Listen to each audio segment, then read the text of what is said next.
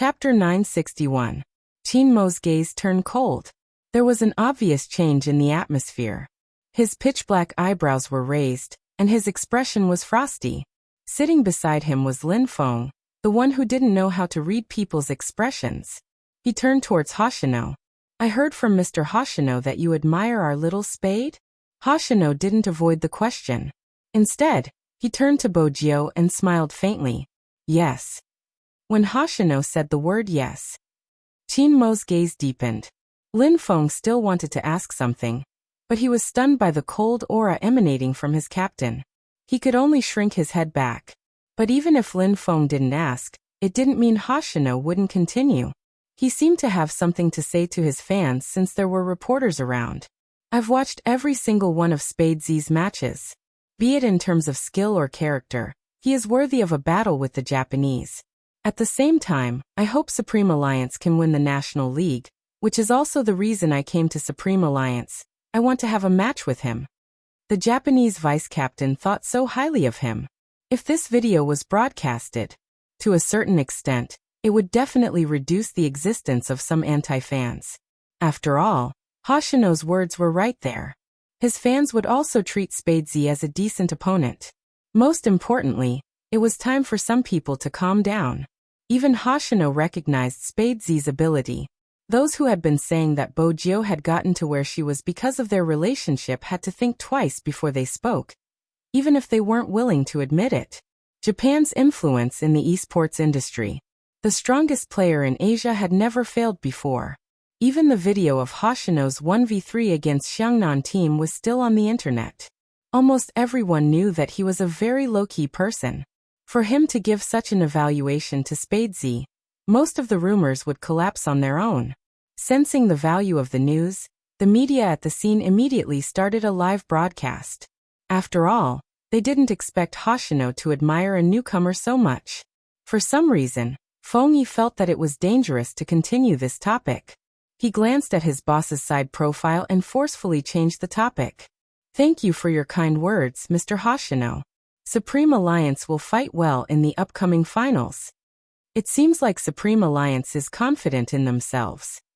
The person who said this was Yusishin. When he smiled, he gave off a dangerous vibe like that of a wild leopard. When he said this, he looked at Chinmo. If Hoshino wanted to play against Spade Z, he wanted to see just how powerful the legendary 3000 knife cutting was. Watching other people's matches, one could only see the surface. If one didn't fight personally, how would one know who was stronger? Facing such a gaze, Chinmo's handsome face didn't change at all. It seemed as though no matter what Yusishin said, it wouldn't affect him. This made Yusishin raise his eyebrows. He really wanted to fight with this team that made Hoshino look at them in a different light. On one hand, he wanted to understand why Hoshino was so interested in this team. On the other hand, he knew that Chinmo's win rate was higher than his in the individual competition records. Chinmo's name had once been a legend in the esports industry. They had thought that they would be able to compete with this person back then, but they didn't expect Supreme Alliance to not even make it to the national finals. Therefore, it wasn't difficult for the Japanese to win that match. At that time, some of the seniors were still glad that Supreme Alliance didn't participate. But in his eyes, Hoshino was the person he wanted to study the most. As for Chinmo, he was a suitable opponent. Yusishin lifted the edge of his lips. The reporters filmed the scene and pulled the topic back to Hoshino. Almighty Hoshino admires Spade so much, but he doesn't seem to have interacted with Spade before? Hoshino laughed, taking out his phone and showing them the screen. "I've followed him but Spade hasn't replied. I'm still waiting." He really followed him? Why didn't they know? The reporters at the scene felt that their ability to capture news was terrible. Unbeknownst to them, Hoshino had added him before he came to the club. It was to make everything seem logical. Bojio, who was familiar with him, understood his thoughts quickly. Even without any verbal communication, just a glance was enough to know what he was thinking, making everything seem logical. Bojio smiled. "I don't usually use the official Weibo account. I'm going to reply now." With that, she took out her phone, her slender and fair fingers unlocking the screen. After logging in, she clicked on the latest follow. It was a simple exchange of fans, but it immediately caused a wave of discussion online, especially Hoshino's fans. My almighty Hoshino actually follows other teams. That doesn't make sense. Who is this Spadesy? I've never heard of him. Is he from our country? I just went to search. He's the FC King of China's Zone C, Supreme Alliance's super rookie. Almighty Hoshino is interested in him? Previous poster, don't go off topic. I think it's a friendly follow. When has Almighty Hoshino ever followed others? I didn't see him like this during the International League. Take a look at the interview online. Almighty Hoshino said he wants to have a good match with Spadesy. He must be strong if he can attract Almighty Hoshino's interest. I've decided to take a look at this Chinese player. Faced with the sudden visit, the fans of Spade official fan club were a little confused, but that didn't stop them from welcoming him in a friendly manner. In an instant, Bojio's negative comments on the internet lessened. After all, Hoshino was the first to follow Bojio. With the addition of the interview, the topic of discussion soared. The media seized on this point, hoping for more interaction between Bojio and Hoshino. Lin Feng, who was sitting beside Qin Mo, felt a chill starting from his neck. Even his scalp felt numb. It wasn't because of anything else, but his captain's grip on the teacup tightened, his eyes losing the last bit of warmth. Lin Feng saw with his own eyes that a layer of frost covered that handsome face in an instant. Qin Mo looked in the direction of the two, his cold and noble side profile expressionless. His gaze was deep and unmoving. Lin Feng could understand his captain's feelings. Hoshino was treating Little Spade too well. But according to Little Spade, wasn't his captain starting to give Little Spade the cold shoulder? Why did he care so much? Lin Feng felt that the relationship between two men was even more complicated than the relationship between a straight man and a woman. He couldn't analyze it, so he just shrunk his neck and acted as the background. This was to prevent the captain from giving him a look when he said something wrong, and letting him experience it himself. Fortunately, the interview wasn't long. If not, Lin Feng suspected that the teacup would be crushed by his captain. Yu Cixin was the first to stand up. He stuffed a hand into his pocket and looked at Qin Mo. I hope the next time we meet Supreme Alliance, it will be on an esports competition. By the way, Mr. Qin, have you thought of a way to deal with Xiangnan? Your team doesn't seem to be mature. The competition is about skills, not maturity. Qin Mo's voice was calm. His words stopped Yu Cixin from probing further. He smiled. Just as he was about to turn his head and ask Hoshino to leave, he saw that the tripod was showing signs of loosening. It looked like it was about to fall. Bojio and Hoshino were still standing under the tripod. Qin Mo had obviously noticed it earlier than Yu Cixin, because the moment Yu Cixin's pupils constricted, Qin Mo had already moved. What he hadn't expected was that at that moment, the youngster moved as well. The youngster moved as well. Her movements were extremely fast, just like what he had seen countless times. Whether it was her landing or her focus, they were all beautiful, including her reaching out to grab Hoshino's wrist and stepping to the side, using her back to block him. It was reflected in Qin Mo's eyes. At that moment, he remembered the start of the Cold War. He hadn't taken the initiative to look for her ever since. He hadn't taken the initiative to call or send any messages either. When he saw her, he would brush past her. He wouldn't even smile as a passerby. But she definitely didn't know. He was in so much pain. Because in her eyes, there was someone more important. There was a dull thud. Qin Mo's shoulder withstood the pressure. Everyone sucked in a breath of cold air. Even the staff member who was originally in charge of the camera showed a terrified expression. No one had expected the camera to malfunction. Everyone's face was pale. They covered their mouths as they watched the scene unfold. When Bojio heard the noise, she turned over and saw the Almighty standing behind her, blocking the thing for her. He looked into her eyes, his thick brows furrowed slightly from the pain. His aura was burning brightly. His eyes were as clear and deep as the sea, tinged with a faint ink that could drown a person. His handsome face gradually turned pale under the light. The paler his skin was, the harder it was for people to look away from him. It was as though she could see his thoughts through his skin. Bojio suddenly realized something. She let go of Hoshino and stood up. Opening her mouth to explain, Chin Mo had already kicked the camera away, heading towards the exit, leaving her with nothing but coldness. This time, Bojio didn't hesitate. She chased after him. Hoshino chuckled, straightening himself and turning to the dumbfounded crowd. I never expected Spade Z to be so skilled in real life. Fortunately, Hoshino was there to smooth things over. Otherwise, Fengyi wouldn't know how to continue the conversation. The Japanese had met with an accident in their territory. If the news got out, the consequences would be dire. Right now, Fengyi was thankful for Little Spade's subconscious action.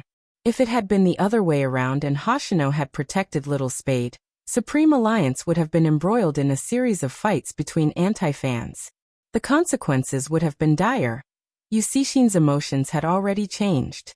He immediately rushed over and pulled Hoshino over. His voice was a little deep. How are you? Are you hurt? I'm fine. Hoshino turned, smiling faintly at Fengyi. Fortunately, Spade was here. Help me thank her. Yusishin's gaze dimmed. He glanced at the camera, his expression dark. But that was it. The media reports were basically about an accident during the interview and how Spade Z had protected Hoshino. Fengyi's situation was much easier to deal with, but he was more worried about young Master Qin's health. Even if he hadn't used much strength, the back of young Master Qin's shoulder should have been red. But that wasn't the main point. The main point was young Master Qin's back view, which seemed to have lost all his warmth. But what Fengyi didn't expect was that even so, that person still maintained a trace of rationality. No, that wasn't right, it wasn't rationality. It was more like digging 3 feet into the ground to find a person. Because when he received the call, the voice on the other side of the phone was extremely cold. Go check who touched the camera's tripod. I'll go check the video now. Fengyi knew that this happened because of his incompetence as a manager. But he didn't expect such a problem to happen in the Qin Group Club. After all, no one in Jiang City dared to do such things in front of the Qin family. But Fengyi wasn't sure if this incident was targeted at the Supreme Alliance or Little Spade. But no matter which one it was targeted at, in young Master Qin's eyes, it was probably a death sentence. Other than Qin Mo, it was obvious that Hoshino and Yusishin had realized something. The former was worried that this attack was targeted at Z. She had experienced too many similar incidents and was worried that this attack was targeted at Z. The latter was born in a country. His beast-like instincts made it hard for him not to think of conspiracies. But Yusishin knew that such a childish attack wouldn't be targeted at his identity. That position was either to disqualify Hoshino or to disqualify Spade Z. Based on the current situation, the latter was more likely. If Spade Z and Qin Mo hadn't blocked it, Yusishin would have suspected Supreme Alliance. But on second thought, if one of them was injured here, Supreme Alliance would suffer the greatest loss. Hence, this attack was definitely targeted at Spade Z. Yusishin raised a brow. With the youngster's skills, he could have easily avoided the tripod, but because he was afraid Hoshino would be injured, he used his back to block it. Was this really Spade Z's reaction after analyzing the pros and cons and not his instinct? If it was instinct, Hoshino and this Spade Z, Yusishin narrowed his eyes. He didn't know that Hoshino was hiding something from him. Time trickled by. Bojio rushed out and watched as the person hung up the phone. Without turning back, she held onto the railing with one hand and jumped over. But the person was already in the car, and didn't seem to have any intention of stopping. Bojio rushed over, her long legs blocking the car door. Her eyes were dark and she was about to speak. Chapter 962. Bojio managed to stop him with much difficulty. Of course, she wasn't going to let him leave just like that. Brother Mo, your instinctive reaction wasn't bad, Qin Mo said, his gaze deep and his voice cold. Qin Mo spoke again, his gaze deep and his voice cold. Should I be asking you how you met Hoshino? I don't even know you can't eat peaches. How many things have you been hiding from me? Do you want me to tell you everything? Every time I don't contact you, you don't take the initiative to contact me either. You do what you want to do and aren't affected by anything. I'm different. Every time I'm in a meeting, I'm thinking about what this person is doing. Why isn't she coaxing me? As long as she sends a word, even if it's just a phone call, A lot of things can be changed. In the end, you just don't want to reconcile, right? Bojio's fingers froze. She didn't know how to reply because the Almighty had hit the nail on the head. Chin Emo glanced at her and slowly turned his face. His black hair hung down, blocking his eyes. No one could see his expression. Since you don't want to be close to me, we will separate as you wish. Both of us probably don't like people who cling to us. Clingy, these 4 words. Bojio lost most of her energy. But instead of saying it for Bojio, it was more appropriate to say it was for himself. Sometimes, even with all his sincerity and hard work, it only proved that the other party didn't care. Especially after witnessing the scene just now. Chin Emo reached out to close the car door. After a moment of silence, his voice was cold. Drive. The driver wasn't from the same family. When he started the car, he didn't dare to look behind him. The coldness emanating from Boss Chin seemed to be able to freeze him. Bojio watched as the black Land Rover disappeared into the parking lot. After a long time, she walked out, her steps getting heavier. It was as though she had returned to her younger days. She had wanted to be alone but had been forced to leave with her father. She wanted to bend down because it wouldn't hurt so much. But Bojio knew that to her. She could bend over anything except her waist. The burden she carried wouldn't allow her to do that. Bojio inhaled deeply, leaning against the wall for a while. She wanted to smoke, but realized there was only a lollipop in her pocket. It was the one the Almighty had bought for her. Bojio took it out and held it in her hands. She thought she would never forget it. There was a woman who always kept 2 candies in her coat pocket because she liked candy. He was clearly such a cold and noble person who never ate sweets. Bojio reached out and pressed down on her silver fringe. When she opened her eyes again, there was an obvious change in her pupils. He pressed the familiar string of numbers on his phone. Hoshino, who was standing beside Yusishin, took a step back. I'm going to relieve myself. Yusishin raised his eyebrows and said with an indescribable evil aura, be careful. Hoshino glanced at him. Got it. This person always treated others like porcelain dolls. It was interesting. Crossing the corridor, Hoshino took out the vibrating phone from his pocket and placed it beside his ear. Hello Z. Who knows about your team coming today? Bojio's questions were always direct. Hoshino knew what she was getting at.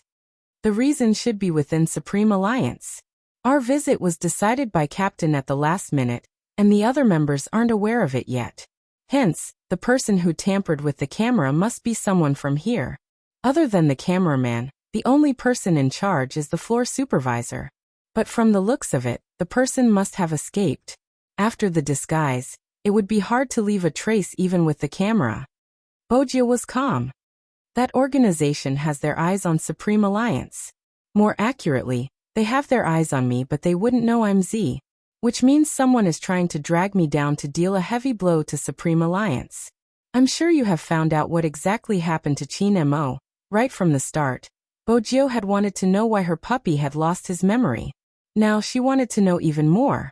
Her intuition told her that the terrorist organization's main target this time was the Almighty. Hoshino chuckled lightly.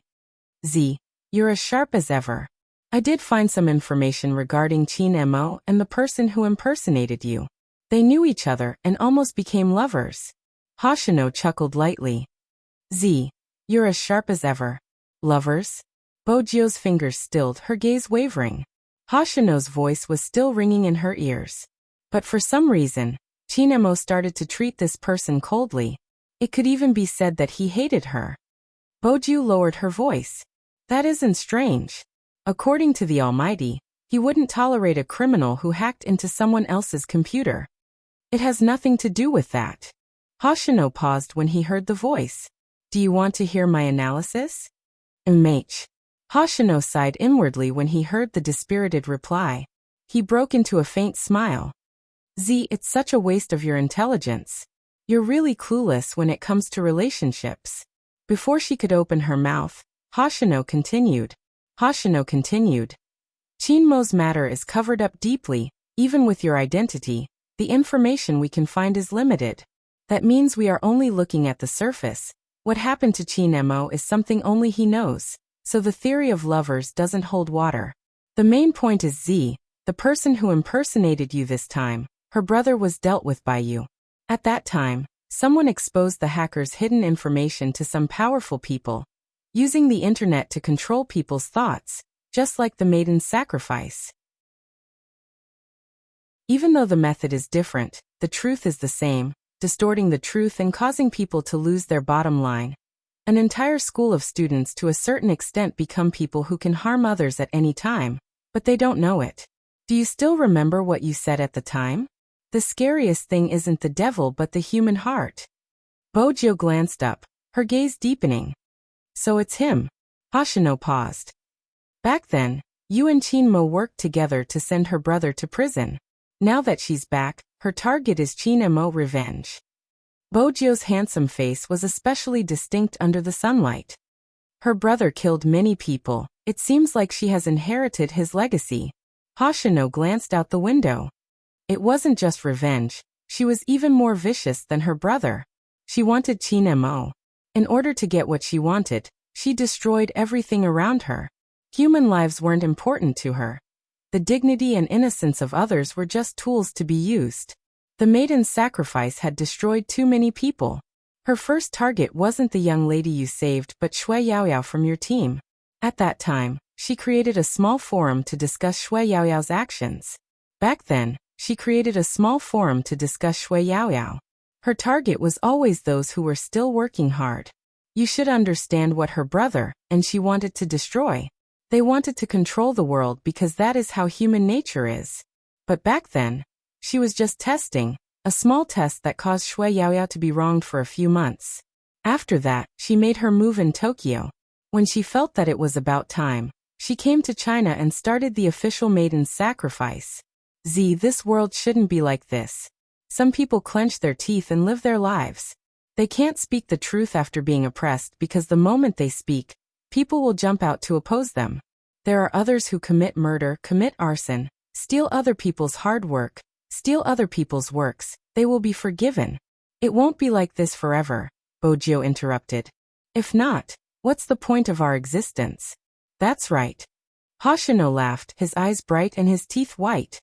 It won't be like this forever, so it's time for us to take action. What do you intend to do with Li Shui? She definitely won't admit to her crimes and those who don't care about plagiarism will try their best to clear her name. Bojo raised her hand, shielding her eyes from the glaring sunlight. When you weren't around, I hired a good lawyer. His surname is Bai and he has never lost a case. If Li Shui doesn't admit to her crimes, we will sue her until she does. Her mother knows that even if she wins the case, the compensation would be minimal. Based on Li Shui's personality, she might not even apologize and the people who scolded her will continue to scold her. But that isn't important. What's important is that the people who care about her know that there is still justice in this world. They protected the most important thing for the person they love.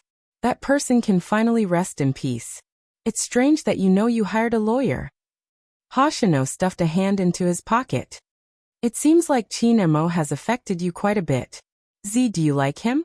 At first, Hoshino assumed that the person on the other end would hesitate, even if it was just for a second. But she didn't. When she spoke, there wasn't a hint of hesitation. Yes, I like him a lot. I want to kidnap him and bring him back to the Fifth Avenue. Fortunately, I'm still rational and didn't carry out the plan. But I don't know if I can control myself in the future. She was so honest that he didn't know how to reply. Hoshino supported his forehead with his long and fair fingers, his lips lifting. In that moment, he didn't know how to reconcile his feelings. The person who had always been a loner finally had someone she liked. But that person wasn't him. Hoshino inhaled deeply. Z, don't torture us single dogs. But we won't be together. Hoshino didn't know how to reply to her next words. He's from the police and I'm an international criminal. In the movies, princes and princesses are always together, which prince and evil dragon are together.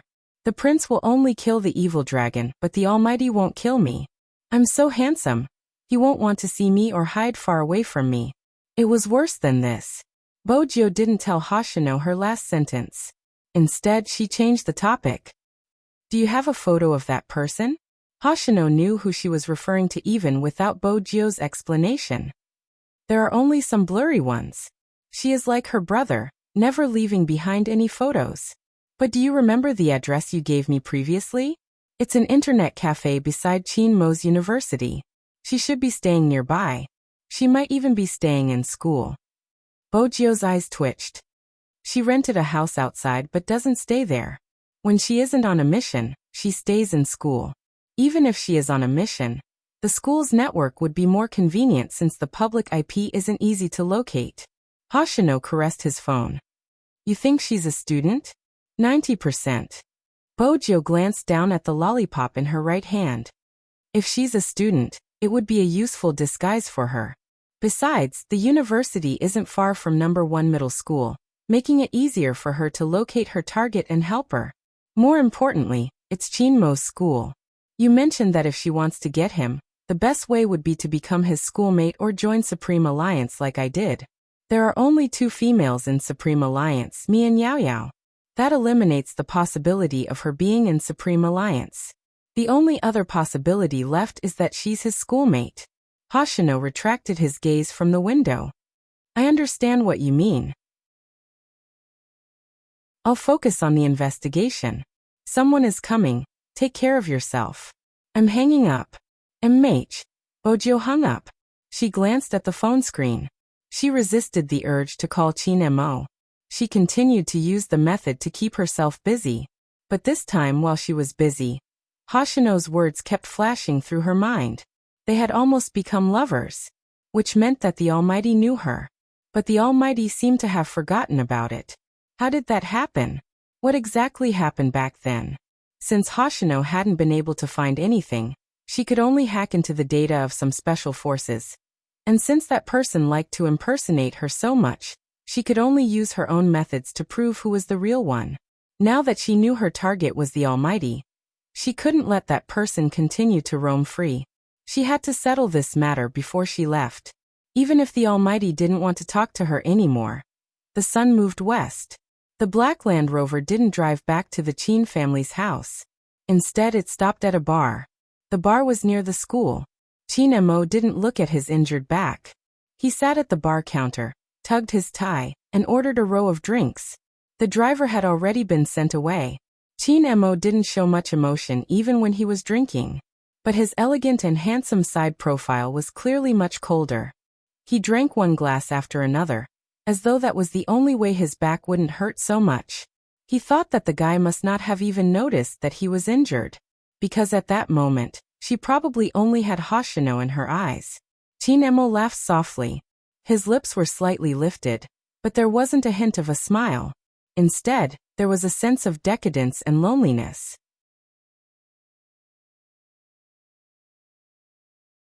Chapter 963. In the darkest corner of the bar, a girl came in after Chinmo. She sat there and watched Chinmo for a long time before breaking into a sweet smile. She walked towards Chinmo with her beautiful eyes. Senior Chin, I didn't expect to meet you here. Chinmo shifted his gaze away from the wine glass, sweeping her a glance. He didn't say a word. You should have forgotten my name. The last time I almost fell down the stairs, you were the one who supported me from behind. The girl tilted her head. She was wearing a skirt and had short hair. Her fingers were slender and looked like a cello player. She smiled at Chinmo as though she wasn't bothered by his coldness. I'm Fanjia, senior brother Chin. Remember me this time. Chinmo remained silent, pushing his glass over, gesturing for the bartender to continue. Fanjia chuckled lightly. She stood at the side, her eyes bright and teeth white. Senior Chin, you don't look happy. Do you want to say it? It will make you feel better. In that instant, something surged in Chinmo's mind. He looked at the girl and found her familiar. She had short hair and the same face shape as that fellow. But her eyes weren't like that fellow's. They were extremely dark and clear like water. He started to think about that fellow again. Little Fujio who haunted him. That fellow who looked like a multiplication table. Chinmo furrowed his brows. He was supposed to be impatient, but there was a hint of warmth in his eyes when he thought of someone. Senior Chin, what's wrong with your back? Are you injured? Fanjia reached out. Chin Emo glanced over, his gaze icy. It doesn't seem to have anything to do with you. Fanja blushed but didn't get angry. I'm just worried about you. When Chin Emo heard this, he stood up, picked up his jacket and made a call. He didn't know who he was calling, but he said faintly, I drank too much, come and pick me up. Lin Feng was baffled when he picked up the call. After all, he never thought that his captain would call him. It seemed like he really had too much to drink. Lin Feng's heart churned. He had witnessed the entire scene today. The unhappiness between his captain and Little Spade was obvious. Little Spade was really a withered spade. Between being punished by his captain and being a loyal brother, Lin Feng chose the latter and called Bojio. Hello, Little Spade. Don't say I'm not loyal. There is a bright path for you to sleep with Captain again. It depends on your courage. Lin Feng crossed his legs as he spoke. Captain is drunk. His coordinates are at the bar next to a university. He's getting someone to pick him up. Do you want to go? Bojio didn't hesitate. Her reply made Lin Feng mutter. Aren't you afraid of death? Only you would dare to target Captain. I'm near a university. It's convenient to head over. I'll take a cab now, she added. In the future, if you wish to sleep with Almighty Yun, I'll help you. Lin Feng roared in his heart. I'm a straight guy, I don't want to sleep with my own brothers. Unfortunately, the phone had already been hung up.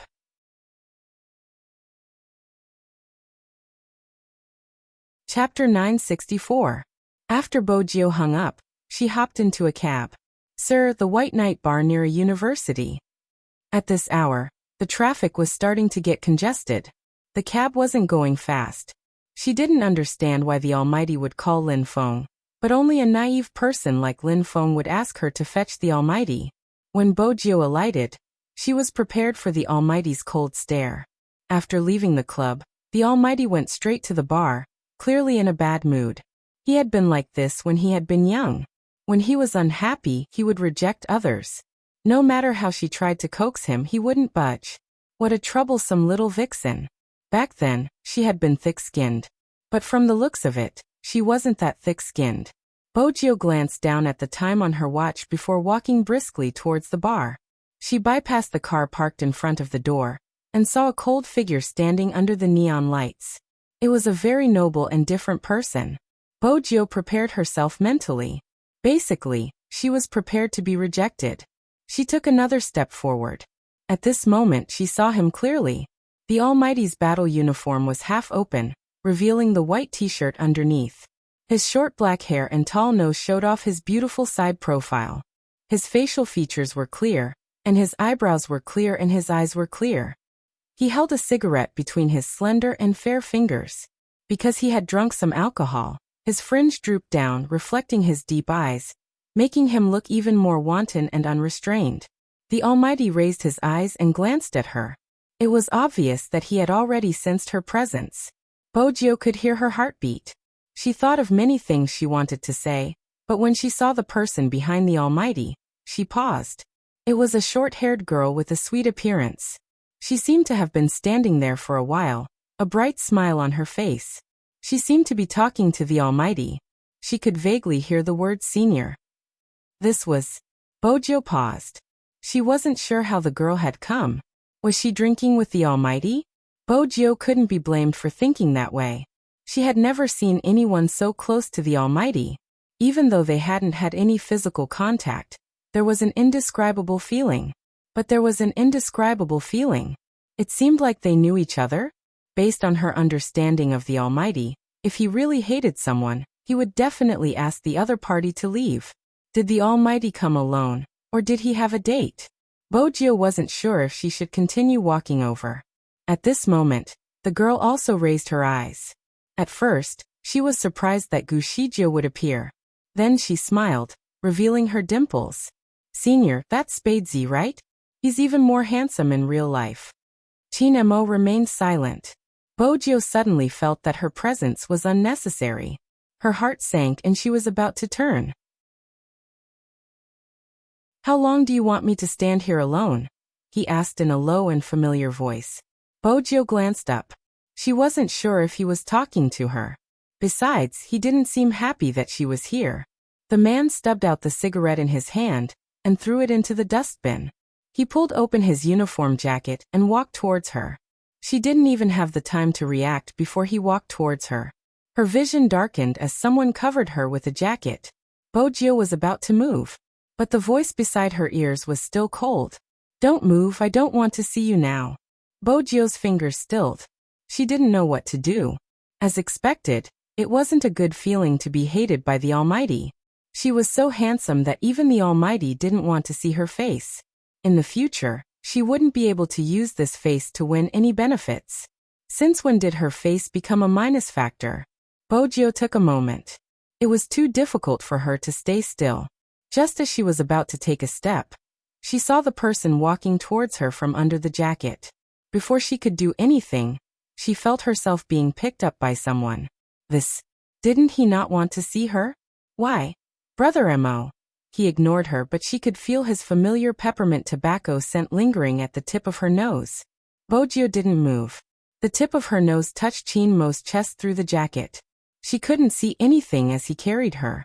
Her fingers tightened on the jacket, her heart racing. She didn't understand what the Almighty meant. Was he really going to throw her into the dustbin? After all, the Almighty had been looking at her with disdain, as though he wanted to get rid of her. Speaking of which, why wasn't the Almighty surprised that she was the one who came to fetch him and not the naive Lin Feng? Just as Bojio was thinking about it, she felt herself being placed on the seat of a car. It was probably the Land Rover she was familiar with. Because of the surrounding environment, even if she couldn't see it in front of her, she knew that the furnishings around her were familiar to her. Just as she was about to say something, her chin was lifted. After the jacket was slightly lifted, a cold kiss came in. Bojio's pupils wavered. Her lips were pried open. All she could feel was the aroma of the wine pouring in, and the tipsy feeling made her lose all her thoughts at that moment. The tip of their tongues touched, bringing with it a scent that she hadn't felt for a long time. Bojio could only lean against the seat, unaware of the situation around her. Half her face was covered by the jacket, and she was in a sorry state from the kiss. The Land Rover was parked in the parking lot marked out by the bar. There were many people passing by. Chin Mo was wearing a white t-shirt, bending over and kissing. Who knew how many people stopped in their direction? That kind of scene seemed to only appear in comics. But no matter how curious they were, they didn't know what the youngster looked like. How exactly did he think of such a way of kissing? They could vaguely see the figure, but not the face. But just by looking at the figure, they were definitely good-looking, especially Chin Mo's long legs and waist. His half-bent waist exuded an innate aura. Even his kiss was domineering. Those who whistled whistled and those who tossed and turned did it. Chin Mo acted as though there was no one else around, kissing her until she was exhausted. After a while, he released her and pinched her chin again. He bit her lips, continuing to taste the sweetness that she didn't want to let go of. Bojio didn't know what was going on around her, allowing Chin Mo to kiss her. Gradually, she lost all her strength. The sounds seemed to have weakened. No matter how loud they were, they became the background in her ears. It was as though there was such a person in this world. When he kissed you, you could only hear your own heartbeat. Everyone saw the kissing scene. Fanjia, who was standing not far away, saw the entire scene. Her fingers tightened, and when it reached a certain level, her eyes overflowed with venom. She really didn't expect that after planning for such a long time, a chance to drink alone with him, it would be gone just like that. And why was Chin Mo still in such a state after Spade Z saved Hoshino? She had received news that the two of them were in a cold war. And why was he starting to like boys? That person clearly liked girls. She had always thought it was because of the novelty. The novelty was the excitement that the youngster brought him.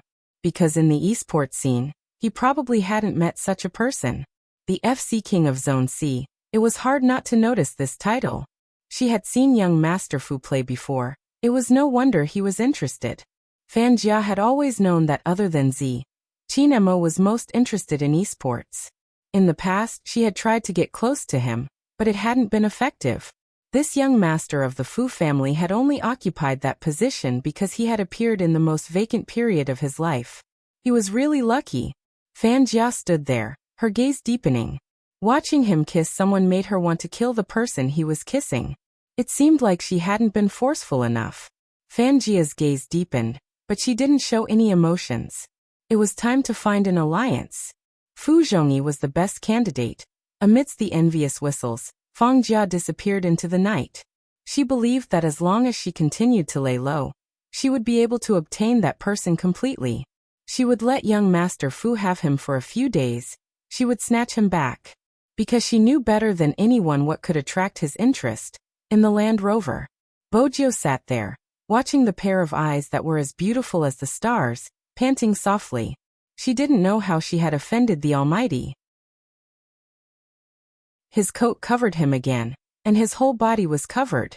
Through the jacket, the Almighty's lips pressed against her, the fragrance of sandalwood lingering in her bones.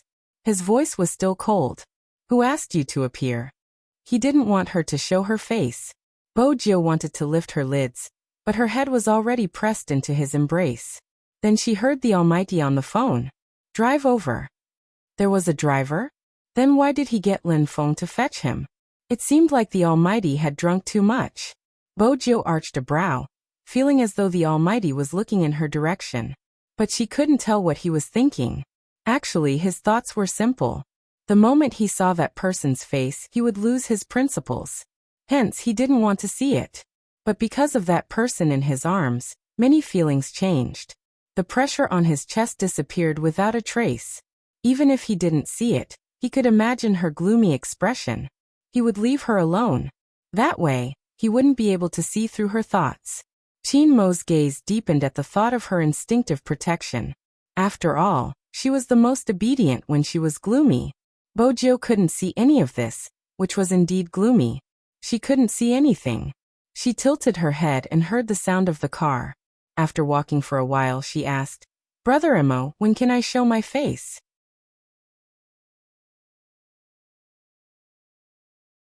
Chapter 965. But Bojio knew it was a light punishment. She sat there for a while.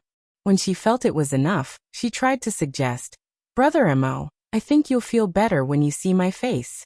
I'm so handsome, I can beautify the air. I don't need you to beautify the air.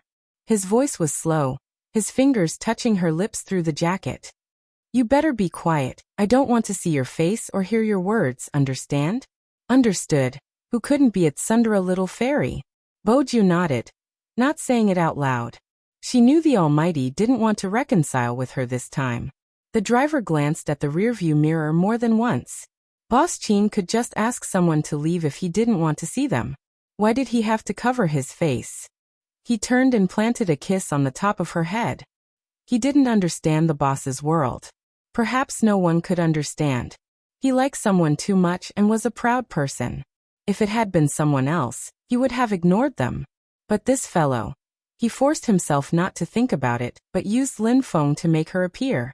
Yes, Qin Mo's phone call wasn't something he would make when he was drunk. As the captain of the Supreme Alliance, he knew every member's personality. When that naive Lin Feng received the call, his first reaction would definitely be to inform this fellow.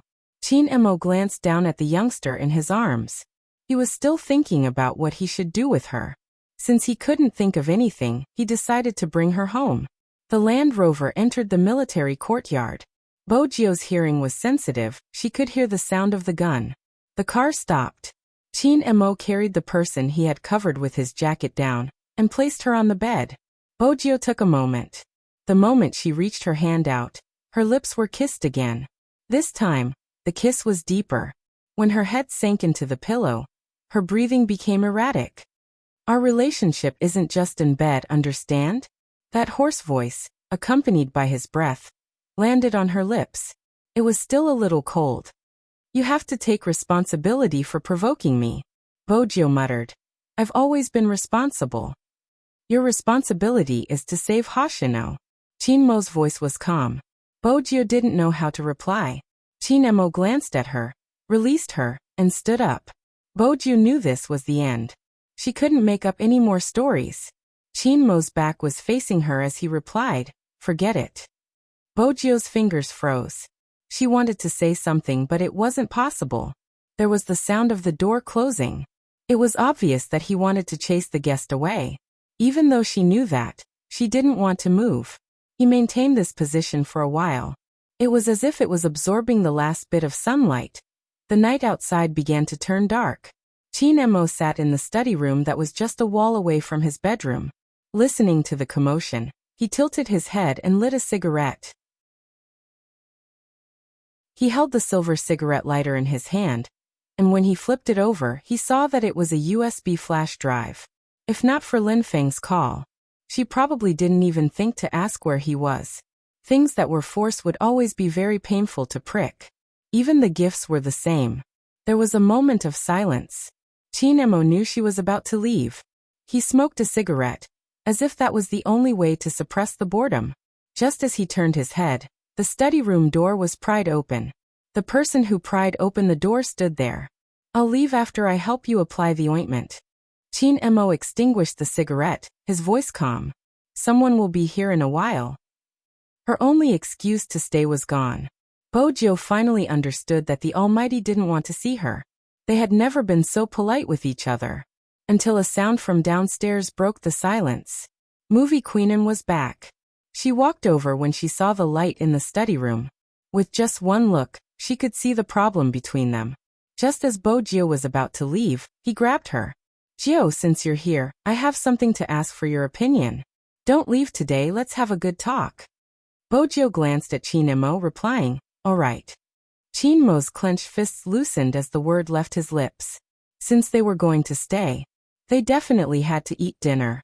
Movie Queenin had already decided to arrange for them to sit together. But that was all in the future. Movie Queenin was smart. She never asked the children what had happened. She did have something to look for Bojo. "I have a movie. The director has asked me twice to be his lobbyist." Movie Queenin added a piece of bacon. "I think the role is suitable for you. Why don't you take on the role, and I'll tell you about the weakness of my cold son." Bojo never knew how to reject someone like Movie Queenin. "I have to wait until after the competition, but I'm not sure what the situation will be. Besides, I don't know how to act." Once the competition ended, she would find an opportunity to leave. "It doesn't matter." Movie Queenin reached out to pinch the youngster's face. "You don't have to act. The director said you can just sit in front of the computer and play games. You can appear as yourself. That's all, just treat it as a favor." Since Movie Queenin said that, Bojo couldn't reject her. "The director is looking for an esports player?" "No, it's a hacker." Movie Queenin was delighted. "In the movie, it's my son. I've always wanted a handsome and caring son like Jio. Your brother Mo is too cold, not cute at all." It wasn't easy to reply. Bojo lowered her head and ate the rice in her bowl. She couldn't help glancing at the empty seat beside her. Deep down, she knew why the Almighty hadn't come down to eat. It was because of her.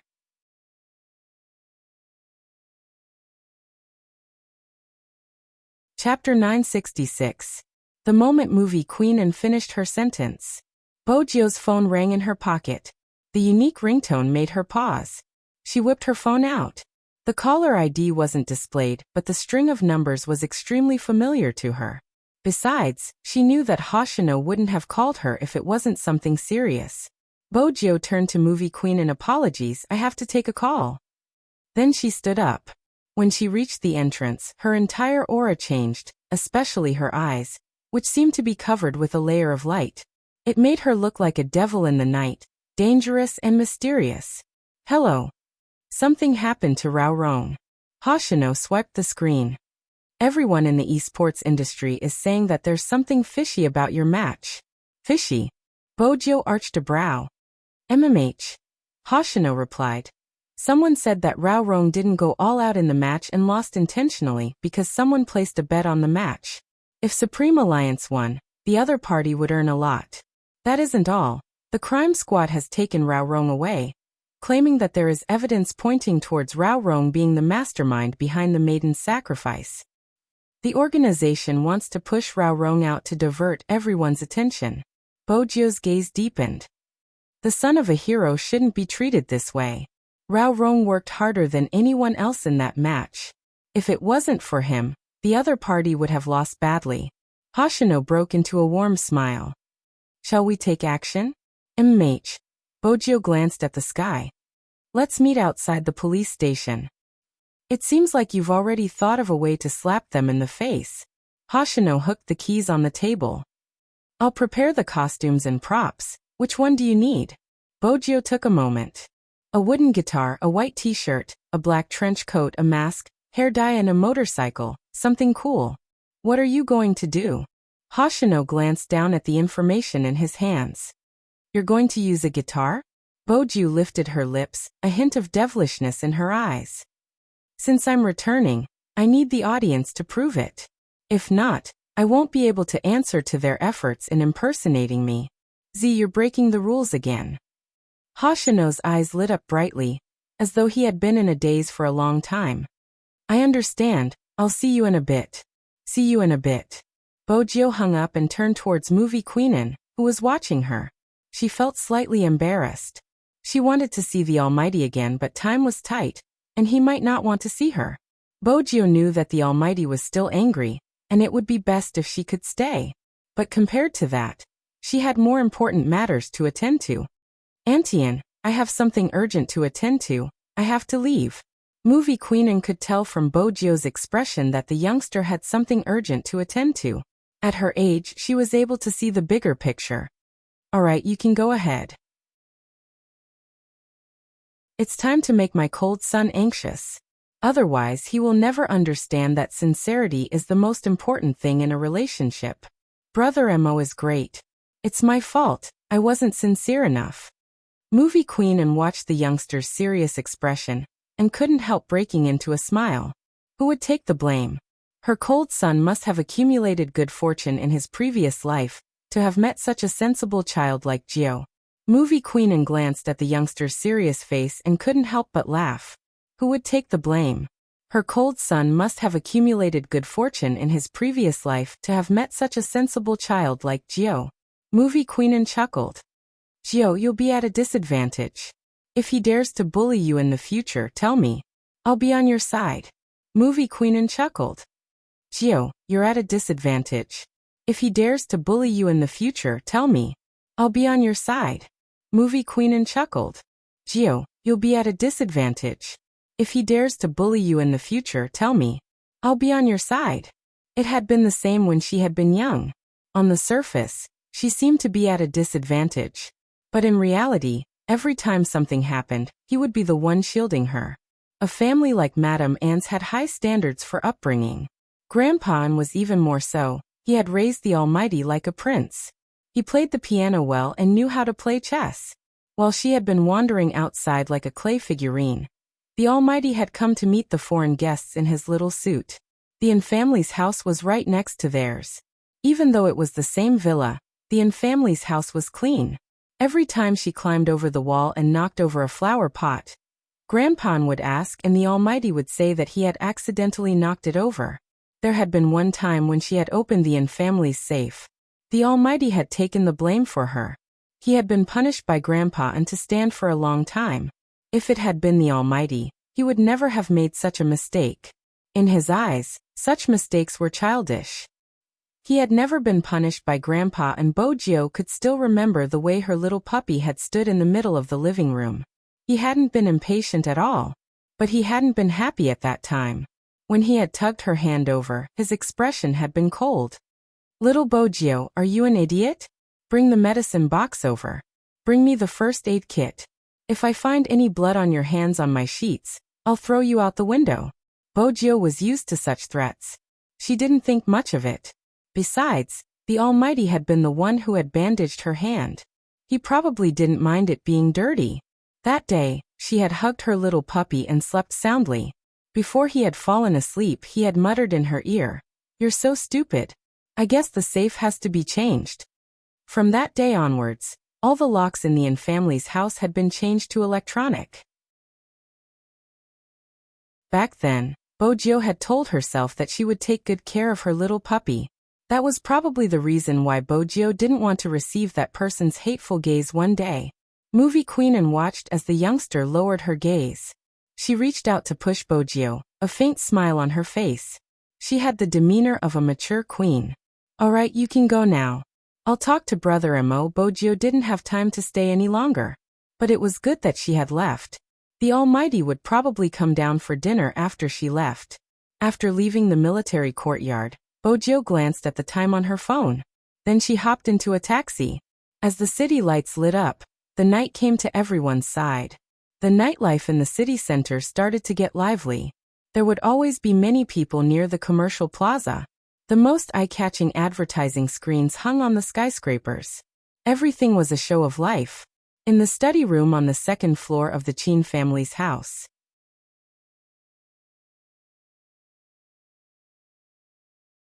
Chapter 967. The computer screen lit up, a familiar sound reverberating in the study room. It was the sound of a player entering the game. It could be said that this was the first special effect used in the video. As the video unfolded like a story, the game characters appeared. Chinemo looked at the two familiar IDs, his eyes widening in shock.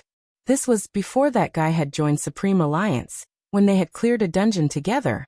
No. That wasn't right.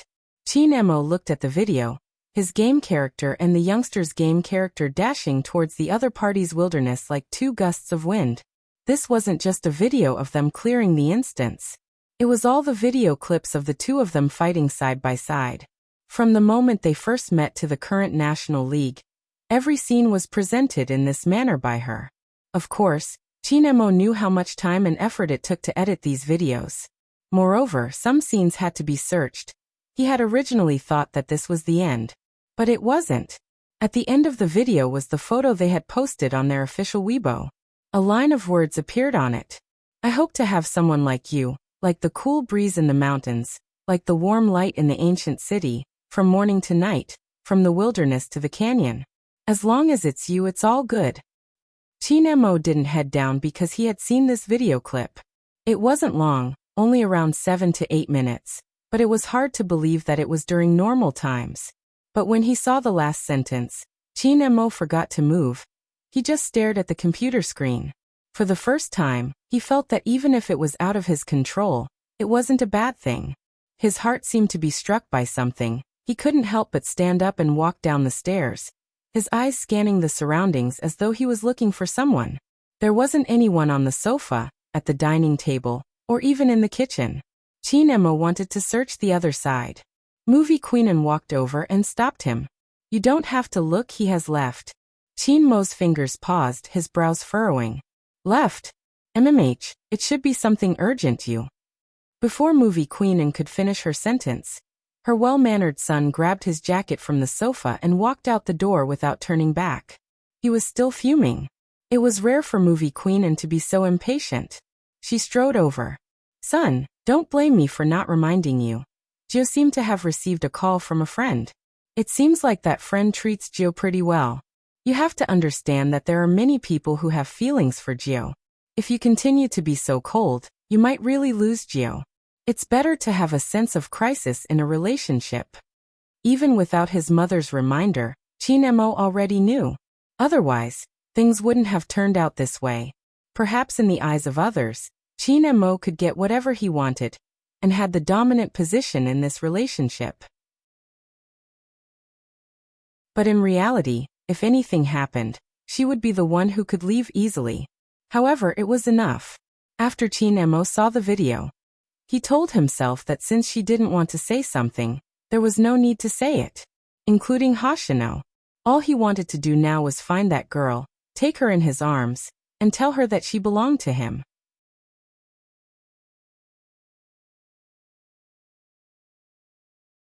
Chapter 968.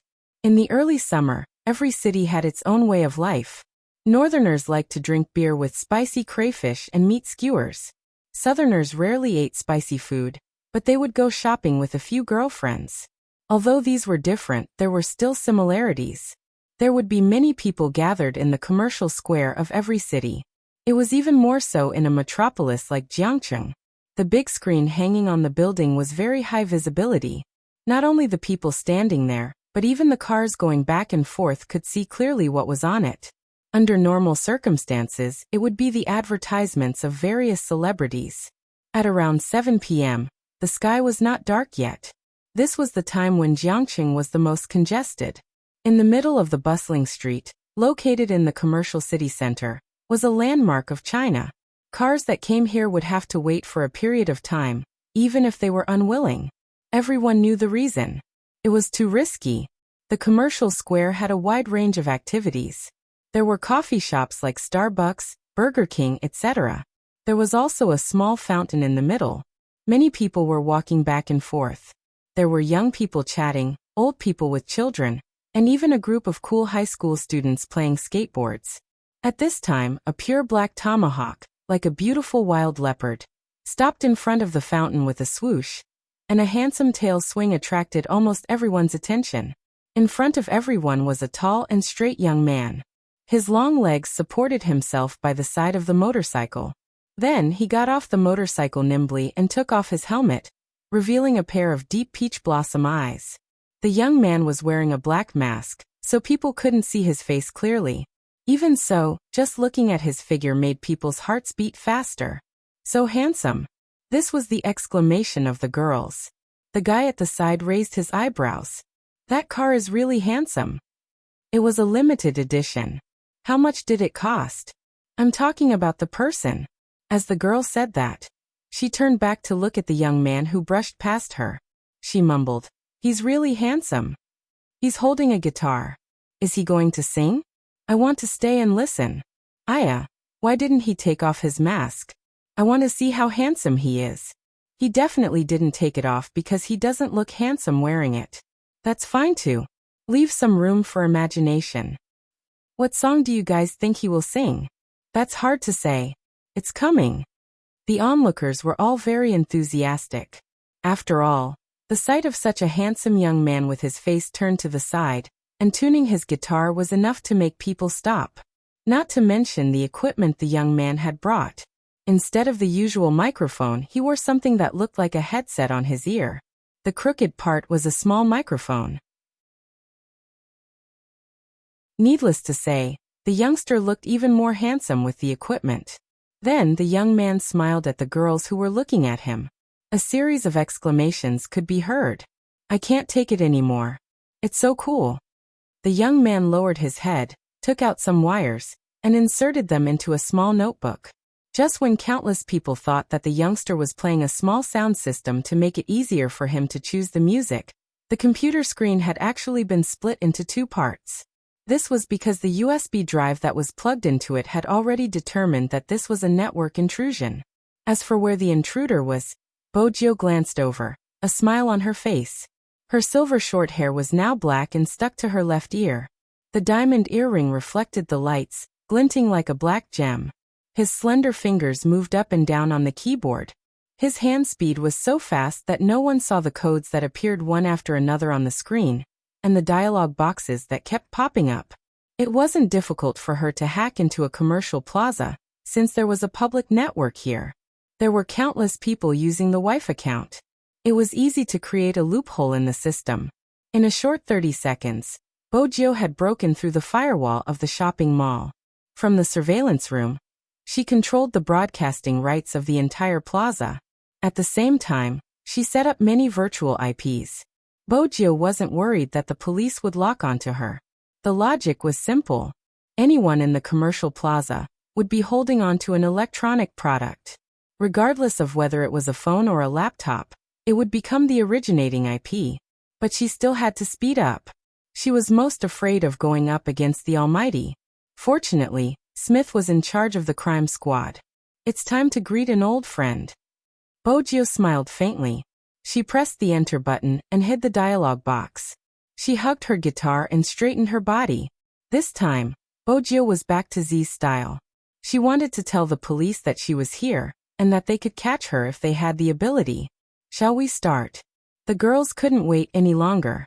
Bojo tilted her head, making the final adjustments. Her voice rang out. Hey, mate, sound test. He's so cute. You call him cute no matter what he does. It's just a sound test. Are you jealous? You should grow up like him. I'm your boyfriend, not him. What's there to be jealous about? Even though that was what she said, the jealousy in her voice could be heard. The girl smiled sweetly at the side. As more and more people crowded over, Bojo finally lifted her lids. When she looked at them, her clear voice rang out slowly. Use your good morning to accompany me for dinner. Remember to save your thoughts in the piggy bank. I look at the twinkling stars in the sky. I hear the cowherd telling the weaver girl to be brave. When the voice rang out, everyone's eyes lit up. Even through the mask, the charm of the youngster's voice couldn't be suppressed. But, what song is that? It's so good, I've never heard it before. Is the generation gap here? Come over, let your boyfriend explain it to you. You were still in primary school when the song was released. Go, don't disturb me. Perhaps it was because the youngster's eyes were too beautiful. Or perhaps it was because of the gentleness in her clear voice. More and more people stopped. Bojo sang softly, her lips curving up. Aren't you afraid that we are on opposite ends of the earth, watching your greeting? Riding a magic carpet, flying at the speed of light to me. You let me see the North Star and the Cross Star as a companion, without my arm as a pillow. Are you used to it? Your telescope can't see the loneliness of my northern hemisphere. The Pacific Ocean's tides follow the earth back and forth. I'll wait patiently, waiting for the day you reach the shore. When she reached the word shore, she turned and glanced at Hoshino, who was smiling faintly at her. Both of them were wearing masks, but they exuded different auras. If the young man was cool to the point of being devilish, then Hoshino, who was standing quietly in the crowd, was like spring water flowing in the mountains, like a prince. With their chemistry, they just needed a look to start the operation. In that instant, Hoshino broke into a smile, glancing up. There was a loud swoosh. The big screen that was originally playing the advertisement suddenly changed, and a big Z appeared. No, it wasn't just the various screens in the commercial plaza. It was also the same word that appeared on the phones of the people walking in the crowd. Some people who had watched sci-fi blockbusters immediately thought that it was a hacker attack. The entire commercial plaza was in an uproar. Everyone was fiddling with their phones, but the screen was frozen, not moving at all. At this moment, a manipulated voice appeared on the various screens in the plaza. Before I introduce myself, I have to greet my old friend. Smith, I heard that you came all the way from the Fifth Avenue to China just to catch me. TSK. The more you suffer, the braver you become. Even after so many failures, you still refuse to give up. But I'm really annoyed that you mistook me for someone else. The moment this sentence came out, it immediately attracted the attention of the police. The commercial plaza immediately took measures to remove the network intrusion. But when they sat at the service counter, they realized that the computers were no longer under their control. The network attack this time was too sudden, but it didn't affect the normal operations of the shopping mall. It only occupied the screen. But even so, the people in charge of the shopping mall expressed that they had never encountered such a situation before.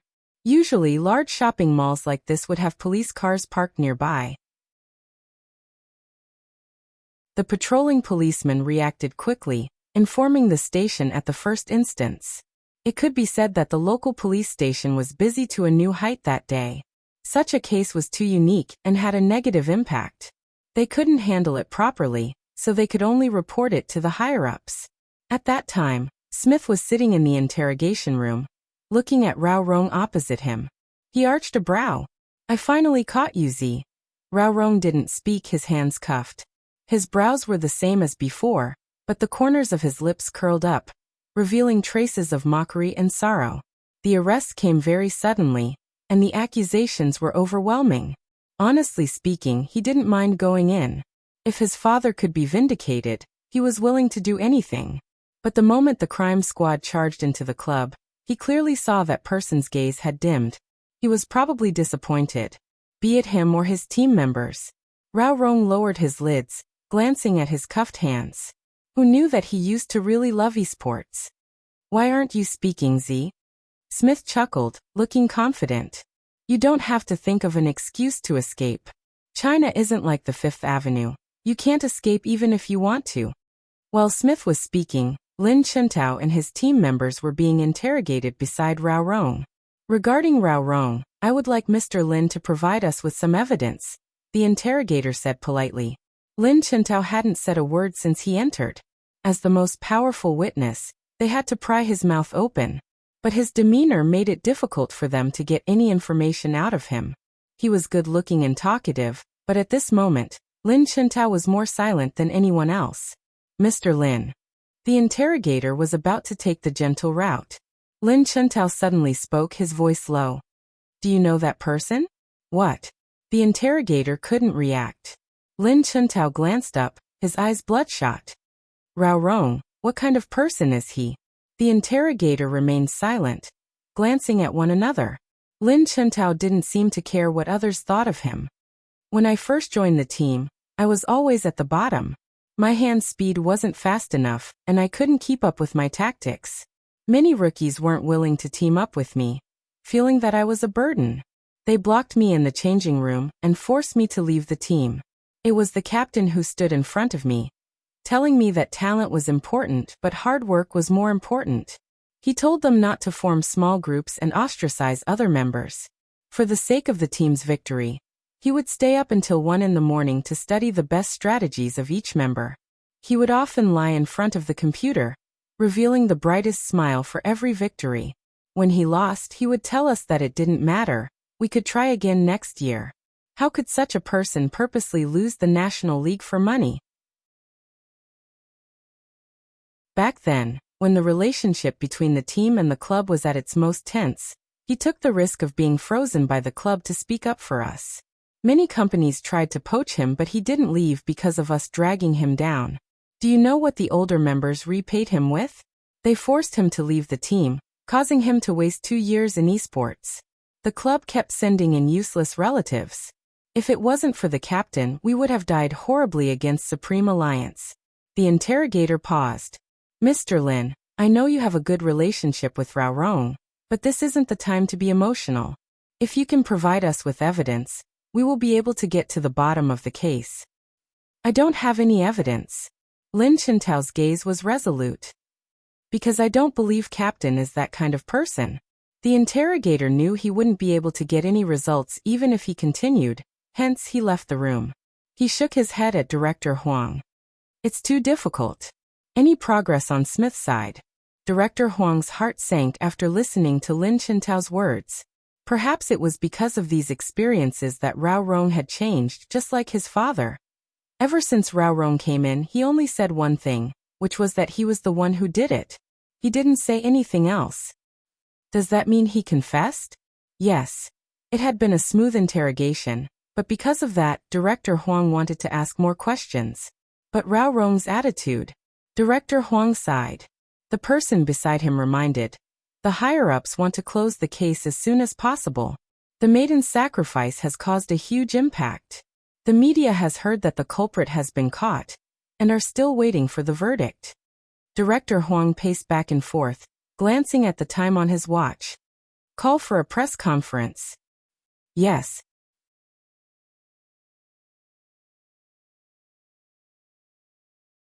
Chapter 969.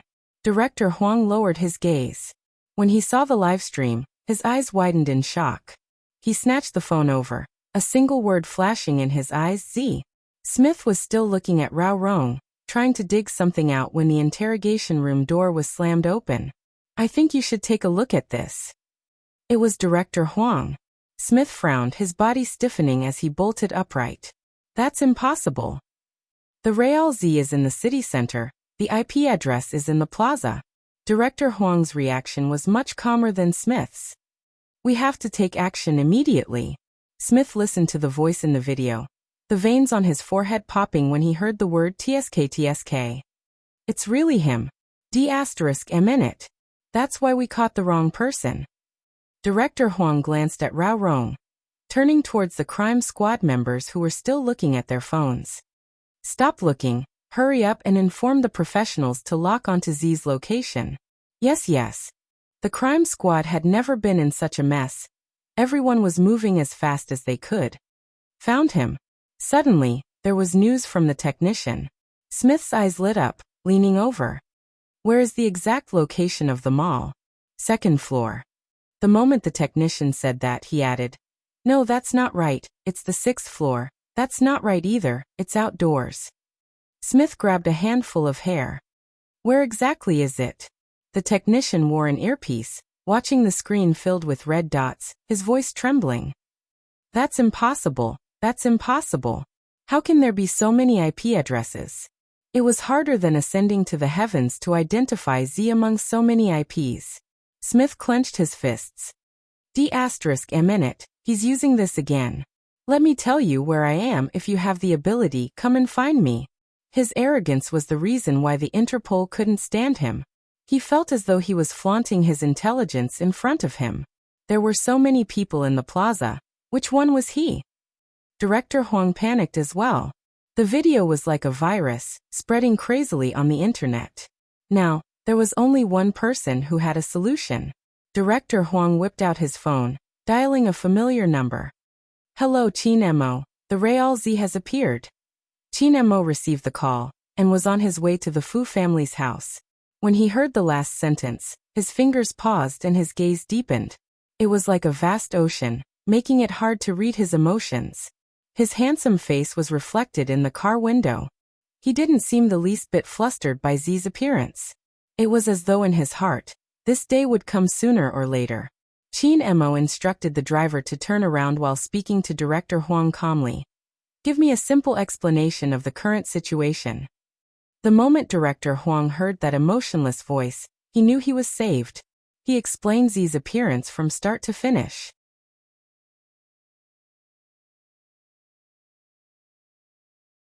Chapter 970. Director Huang stilled muttering. Why didn't I think of that? Qin Mo didn't listen to him, he continued. Arrange for all the police to head to the scene. Z isn't done with his task. Not done? Director Huang glared at him. What else is she trying to do? Our Jiang City's police force is going to be slapped in the face by her. Qin Mo glanced out of the car window, his gaze deep. You caught the wrong person. She is seeking justice for Rao Rong. Director Huang paused. It's our fault, but Rao Rong has admitted to the crime. I can't do anything about it. Send people to the scene. Qin Mo's tone remained the same. Move in plain clothes. Director Huang replied, all right. He then asked, what about you? Qin Mo glanced at the long queue of cars in front. I'm rushing over. That's good, we have to catch Z. You don't know how passive I am after her actions. I still have to explain to the higher-ups. Before Director Huang could finish, Qin Mo hung up. Director Huang choked. Why did he feel that Qin Mo was still the same as before? He didn't like to hear Z's bad points. In reality, Director Huang didn't know that he wasn't the one who felt passive. Instead, he was sitting in the dorm room, staring at her phone, her left hand clenching tightly around Fanjia. Due to the commotion caused by the incident, the other roommates in the dormitory were also watching. After a girl saw the video, she couldn't help but sigh. I always feel that Z is very handsome. What's going on? Fanjia lifted her head abruptly. The girl was taken aback by her stare. For some reason, she felt a chill run down her spine. What's wrong? Nothing. Fanjia held onto her phone, a sweet smile on her face. I'm going out for some fresh air. After walking out of the room, Fanjia's expression sank. Z was still alive. How was that possible? She hadn't seen Z's face, but she knew some information. At that time, they had clearly set up a plan to kill that person. Why was Z back? That wasn't all. She was in Jiang City. She was right beside them. D***. Fanjia swung her arm, smashing her phone against the wall. Z. Who exactly was it? It was destined to be a restless night. The Major Crimes Division mobilized all available vehicles, just to encircle an international criminal. Regarding the maiden's sacrifice, you don't have any leads, but I can provide you with a few clues. Smith, my old friend, the mastermind is a girl, a student from a university. She isn't even 23 years old, and has a sweet appearance. She can't be the Rao Rong you caught. I'll show you the evidence later. No, I'll show everyone the evidence. There was once an esports player who wanted to seek justice for his father after losing his father. He took many detours, but he had never let anyone down, and wouldn't fight a meaningless competition for money. Why did he come out? He wanted to tell the female student who impersonated me that your hacking skills aren't up to par. When the people in the commercial square heard the last sentence, there was an uproar. Some of the police officers at the scene had already started to intervene.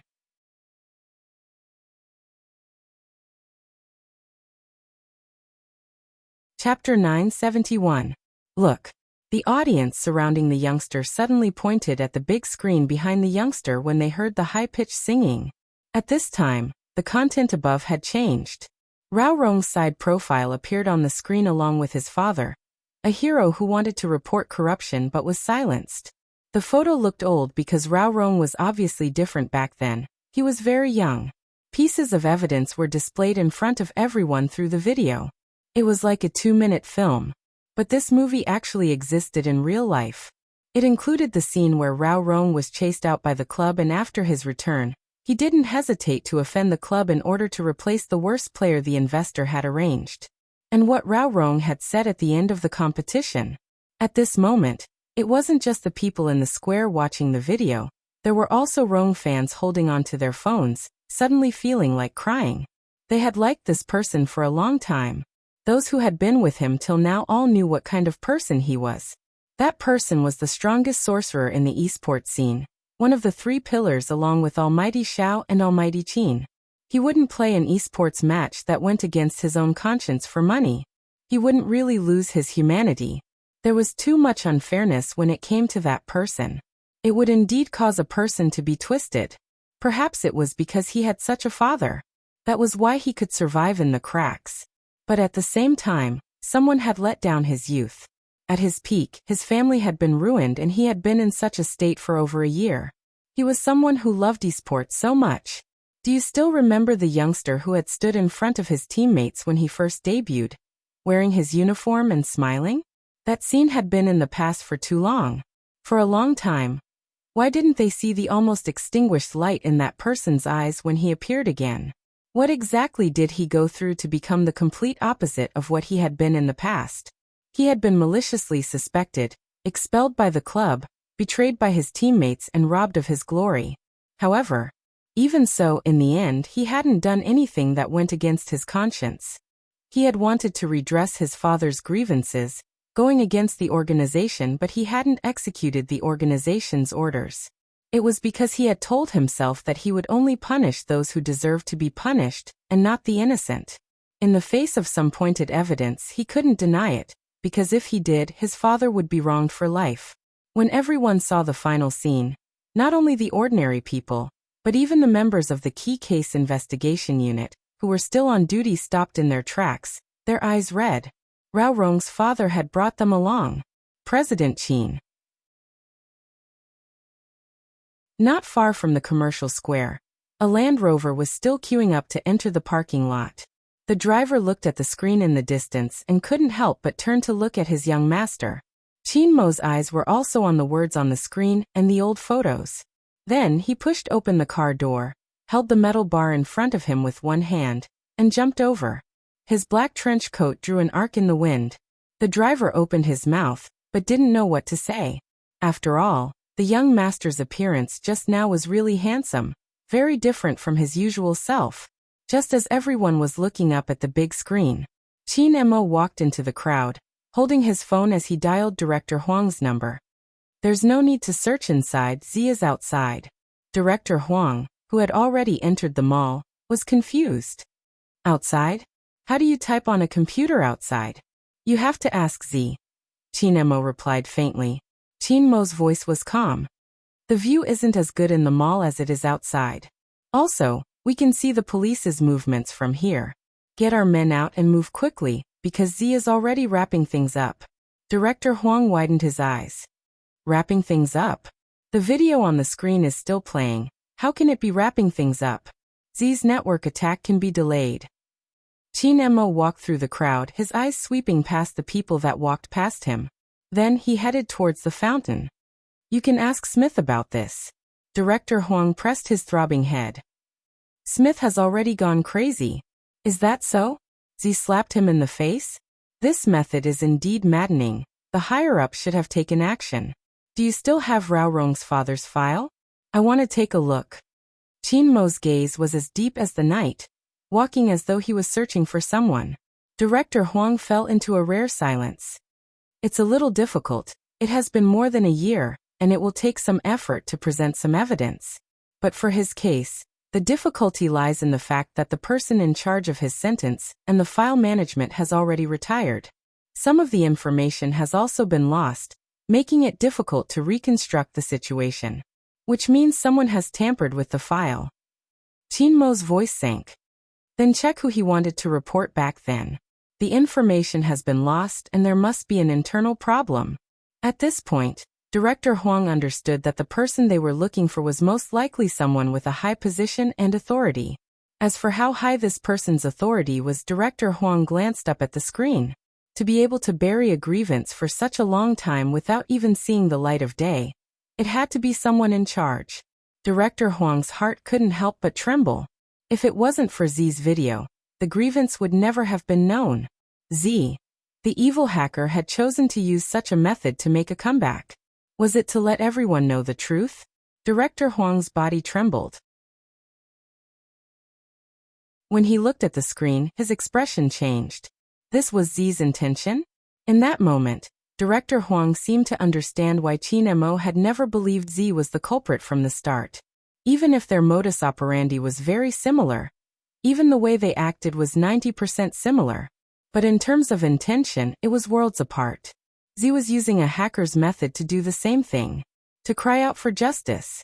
To let the truth be known, and to return justice to the victim. Even so, Director Huang didn't believe their path was the same. Because they had to consider more. That was right, someone like Z would become the ideal hero in everyone's heart. But to maintain peace, they had to rely on the strict policemen who were constantly on the move, and didn't even have time to eat when they were busy. Against Z, even Director Huang felt that it was a pity. But he still had to say that people with different beliefs couldn't make plans together. In the past, Qin Mo had deviated when it came to Z. Therefore, this sentence could not be more suitable to be used on these two people. Among all the criminals, Z was the only one who could earn Qin Mo's praise, no one else. But a criminal was a criminal after all. He believed that Qin Mo had a balance in his heart. And now Z had appeared again. Even he didn't know how Qin Mo would deal with it. Outside the plaza, the crowd was surging. The video on the screen was still playing. Qin Mo suddenly paused, the corners of his eyes arching. Where was the singing coming from? He furrowed his brows for a moment, then followed the sound and quickly walked over. At this moment, the singing stopped. Qin Mo's eyes dimmed in that instant. At this moment, the youngster in the middle of the plaza removed her guitar from her neck, placing it behind her back. Bojio's actions were natural, just like a singer by the side of the street, packing her belongings and heading home after encountering trouble. She bent her long legs, closing the laptop on the ground. The speed was still running. There was a minute delay. To Bojio, a minute was enough. She turned, but didn't go to the motorcycle parked at the parking lot. Because she knew that if she rode the motorcycle now, it would be a signal to the police that she was there. She carried the guitar and walked into the crowd. Bojio was still wearing a black mask. Even though the police had moved from the inside to the outside of the mall, there were two policemen who brushed past her. They didn't notice that the person they were looking for had walked past them, heading towards the crowd. Bojio didn't walk quickly, because most of the people around her were still immersed in the video. Their emotions and walking were heavy. At this moment, it wasn't a good thing to walk quickly. Some of the girls watched as the youngster, who had mesmerized them, walked with them, their hearts beating faster. They hadn't expected the youngster to walk in the same direction. They wanted to ask him where he was going, and if it was on the way. Just as the girls' faces turned darker, the youngster suddenly glanced up. The young man suddenly looked up and saw a tall and straight figure standing in the crowd. It was as if he was a god waiting for a rabbit to come to him. Bojio's fingers stilled, her pupils trembling. She started to analyze the situation. There was still a distance to walk from here to there. But she couldn't just turn around and leave, because that would only make the Almighty notice her at first glance. Hence, she could only face him head-on. This situation was similar to the first time they had met at the Fifth Avenue. The difference was that Bojio already knew how formidable her opponent was. She had seen the Almighty, but he hadn't seen her. Even if he had seen her, she had disguised herself. But Bojo wasn't sure if her disguise would work in front of the Almighty. Bojo watched as the distance between them shortened. Her left hand, which was in her pocket, clenched tightly.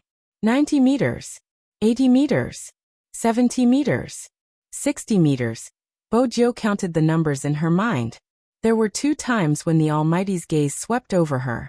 Her heart didn't seem to belong to her, beating rapidly. She had to think of a way. Otherwise, it was very likely that he would be recognized.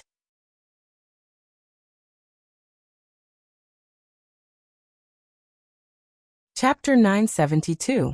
Hoshino, who was as gentle as jade, reached out to press down on his earpiece. I'm here. Create a small commotion to divert Chinmo's attention. When Bojo spoke, she tilted her head. Her voice was so soft that no one around her could hear what she was saying. Chinmo? Hoshino adjusted his position, catching sight of the tall and aloof figure. His fingers paused. Okay. The moment Hoshino said okay, Bojo and Chinmo were only 20 meters apart. If it wasn't for the person in between, it would have been 20 meters. If it wasn't for the person in between, the Almighty would have recognized her. The Almighty would have recognized her long ago. Even the ticket seller at the cinema hadn't been able to escape the Almighty's sharp observation. This time, even Bojo wasn't sure how high her chances of escaping were. But wouldn't it be more exciting this way? The youngster curled her lips into a smile. Listening to the discussion about her behind her, she suddenly paused and turned her head back. The black mask covered most of her face, but her voice was gentle and a little low. You guys seem to like the song I sang just now. The girl's heart started racing. They looked at the youngster's beautiful eyes, feeling as though they were being sucked in. What was this? She was suddenly being hit on by a pretty boy. And it was the pretty boy they had been trying to get his contact details. Enrich. Why aren't you speaking? Bojo tilted her body. Even her shoulders were a little low. After all, with her height, she had to lower herself if she wanted to listen to a normal girl's words. The young man's shoulders were lowered, as though he was listening to what she had to say. The scent of the young man wafted towards her, and a pair of deep eyes stared at her. He was so handsome that it made her breath quicken. Any girl would feel their heart racing when they were stared at like that. The girl who was being hit on felt a little dizzy, her cheeks flushed. Enrich, I like it. I'm planning to sing at the next intersection. You can follow me if you like. The youngster's gaze was so sincere, her aura gentle and gentle. It was hard to resist. Follow, you have to follow. He's asking me out, he's definitely asking me out. The girl smiled happily. Bojo maintained their intimate position. There were still 5 meters left. At this moment, Chinmo's gaze landed on him. Not far away, a loud and clear sound suddenly rang out. Z. Where's Z? No one knew who said it, because it came from the crowd. But it was such a sound. This attracted the attention of all the police. In addition, there was a person who was flying through the crowd. His speed was so fast that the people on the other side immediately moved. Even Chinmo's figure shifted for a moment. But it was only for an instant. As soon as he took a step forward, he immediately retracted his leg. Those eyes were very deep. Don't go over. He spoke to Director Huang through the Bluetooth earpiece. But it was too late. Once they took action, there was no turning back. This was the norm when carrying out a mission. In addition, there were so many people in the commercial square. Even if an order was given, it would be very difficult to return to its original position. However, this also showed that the person was very close to him. Sun Tzu's Art of War. A diversion. Chinmo's handsome side profile was more dignified than ever. The corners of his lips lifted slightly, his eyes sweeping across everyone around him. Chinmo's smile made Bojo feel danger. Even after such a huge commotion, the Almighty still hadn't left. The immense pressure was similar to the time she had been in the Fifth Avenue. She had avoided the police easily, but not this person. Her wig had been removed, and she had been forced to fight. Today she didn't want to fight. Because if she fought, she would definitely lose her position. Losing her position meant that her identity would be lost. Fortunately, she was prepared. She was prepared to prevent the Almighty from falling for her trap. To be honest, everyone who played hero had a lot of tricks up their sleeves. Under normal circumstances, the culprit would appear. Wouldn't an ordinary person move? The Almighty stood there without moving, as though he was waiting for her to come to him. Bojo arched a brow. Just as she was about to meet the Almighty, she suddenly turned and asked the girl beside her, "What's going on?" They seemed to be arresting someone. The girl only had eyes for the youngster. Bojo laughed lightly, her tone natural. "Do you want to take a look?" "I don't think so. Will it be dangerous?" After all, the commotion was huge. She wasn't sure what would happen. Were all boys curious? The girl tilted her head towards the youngster wearing a black mask. "All right then." Bojo sounded helpless. She raised her left hand and pressed onto the backpack on the girl's back. Her voice was low and warm. "It's a little heavy. Can I help you?" It's fine, it's fine." The girl blushed. "You can just stand beside me. Why do you need to carry the backpack?" Bojo laughed softly. "I really don't know what to do with you." That pampering tone. Someone was drunk. Some people frowned slightly when they saw this scene. The latter was Chin Mo. The moment he locked onto the youngster, he almost suspected that he was the person he was especially familiar with. However, their posture was too intimate, as if they were a couple who had just started dating. Z wouldn't bring a girl with him. Besides, the intimacy wasn't fake. It shouldn't be. There wasn't any time for Chin Mo to confirm anything. Amidst the crowd, the couple had already walked past him. Chin Mo glanced back, suspicion still lingering in his eyes. Walking in front, Bojo could feel the Almighty's burning gaze behind her. It was as though he could see right through her. Fortunately, the girl reacted at this time. She blushed and said, "Can we always be together later?" Bojo felt as though every girl was her angel. "Let me take a look if it's possible." It was this last interaction that caused Chin Mo to shift his gaze away from the youngster's back, towards the other person. In reality, Bojo didn't know that it was her back view that made Chin Mo even more suspicious. Fortunately, Bojo had prepared beforehand. Otherwise, it would have been difficult for her to escape this time. The girl was the key. Bojo smiled. Successfully escaping from the Almighty was a great achievement for her. The girl watched from the side and couldn't help murmuring, "He's really handsome." It was also these 4 words that were faintly floating in the air, and the message within them was captured by others. Chin Mo, who had shifted his gaze away, suddenly turned his head back. His dark eyes emitted the fiercest glint. Actually, Chin Mo wasn't the only one who noticed the problem. Even Bojo knew that there was something wrong with the 4 words. Which couple would use such a tone to compliment each other's handsomeness?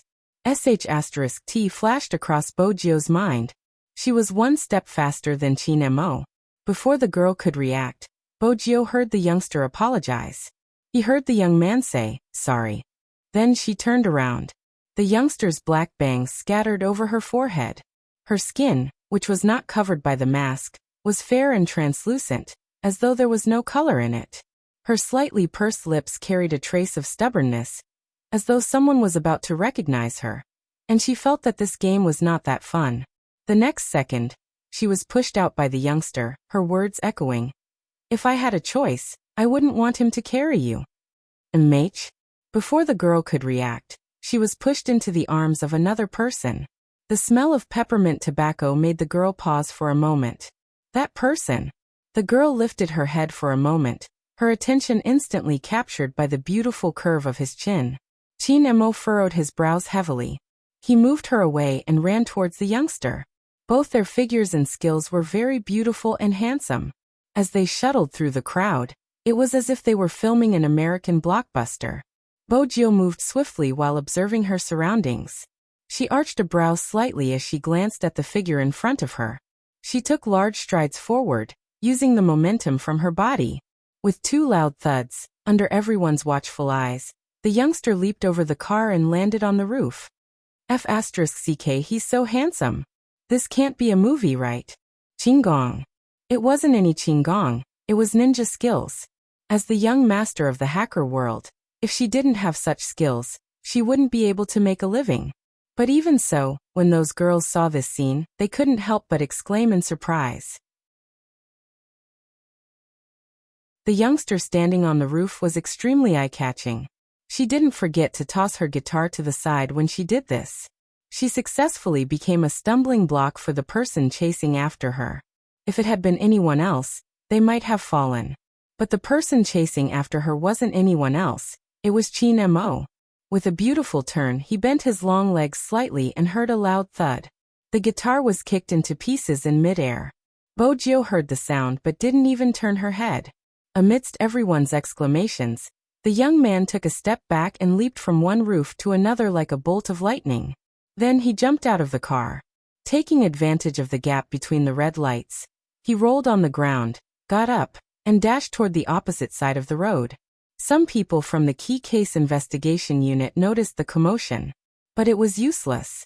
The youngster wasn't just skilled. When this person moved, his speed was especially fast. Moreover, he was in the middle of the road. How were they going to catch him if he could use such a method? They could only rely on young Master Chin. That was what the crime squad members were thinking. He was too far away and they couldn't shoot him. At the start of the operation, young Master Chin had instructed them not to use guns. But even if they had guns, they wouldn't be able to aim. The youngster's mobility was too strong. She didn't leave the crowd. It wasn't easy for them to shoot. It was the same even when she barged into the crowd. The crowd had assumed that the youngster would leave just like that. But what they didn't expect was that there was another figure following closely behind. His slender legs and his black windbreaker fluttered as he moved, making everyone feel that they must have come to the wrong place. To be honest, both of them were equally skilled and fast. The only difference was the length of their legs. Chin Mo's legs were longer than Bo-jio's, and the Almighty was good at predicting her escape route. The moment she moved, the Almighty would know where she would land. Hence, the distance between them narrowed. Just as she was about to be caught, Bo-jio turned and threw something behind her. Swoosh! It was a pack of cigarettes. As Chin Mo dodged, he asked faintly, "Don't you have anything else to throw?" Bo-jio didn't reply. Any turn would give the other party a chance to catch her. The Almighty's height and long legs gave him a natural advantage. Bo-jio ran, kicking the wall beside her. Using the recoil, she sped up and flipped over the railing in front of her. Still not giving up. Chin Mo arched a brow, rushing over. He didn't need to kick the wall to catch up to the cold figure. The difference in leg length was indeed useful at a crucial moment. Bo-jio didn't have anything else to throw other than the USB lighter in her pocket. But if she threw it out, her identity would definitely be exposed. Right at this moment, Chin Mo narrowed his eyes. He estimated the distance and reached out with his left hand, grabbing onto the youngster's shirt. Bo-jio paused. Without hesitation, she flipped in the air, using the recoil to temporarily escape the fate of being dragged back. But that wasn't the end. Chin Mo was already close to her. This meant that she would either win or be caught. The moment she thought about it, she would be met with shock or disgust. Bo-jio seemed to have an endless amount of energy. Her relationship with the Almighty was strained. If she was caught, everything would be over. With that thought in mind, Bo-jio lifted her leg and kicked towards Chin Mo. The sharp wind seemed to be able to split everything in half. Chin Mo took a step back, narrowing his eyes. He reached out once more, but this time he didn't grab her arm like he had done at the Fifth Avenue. Instead, he went for the black mask on the youngster's face. Bo-jio jolted. She used her left hand to block, turning beautifully. Even though the mask was caught, Chin Mo couldn't see her face. But without the mask, she wouldn't be able to face the Almighty.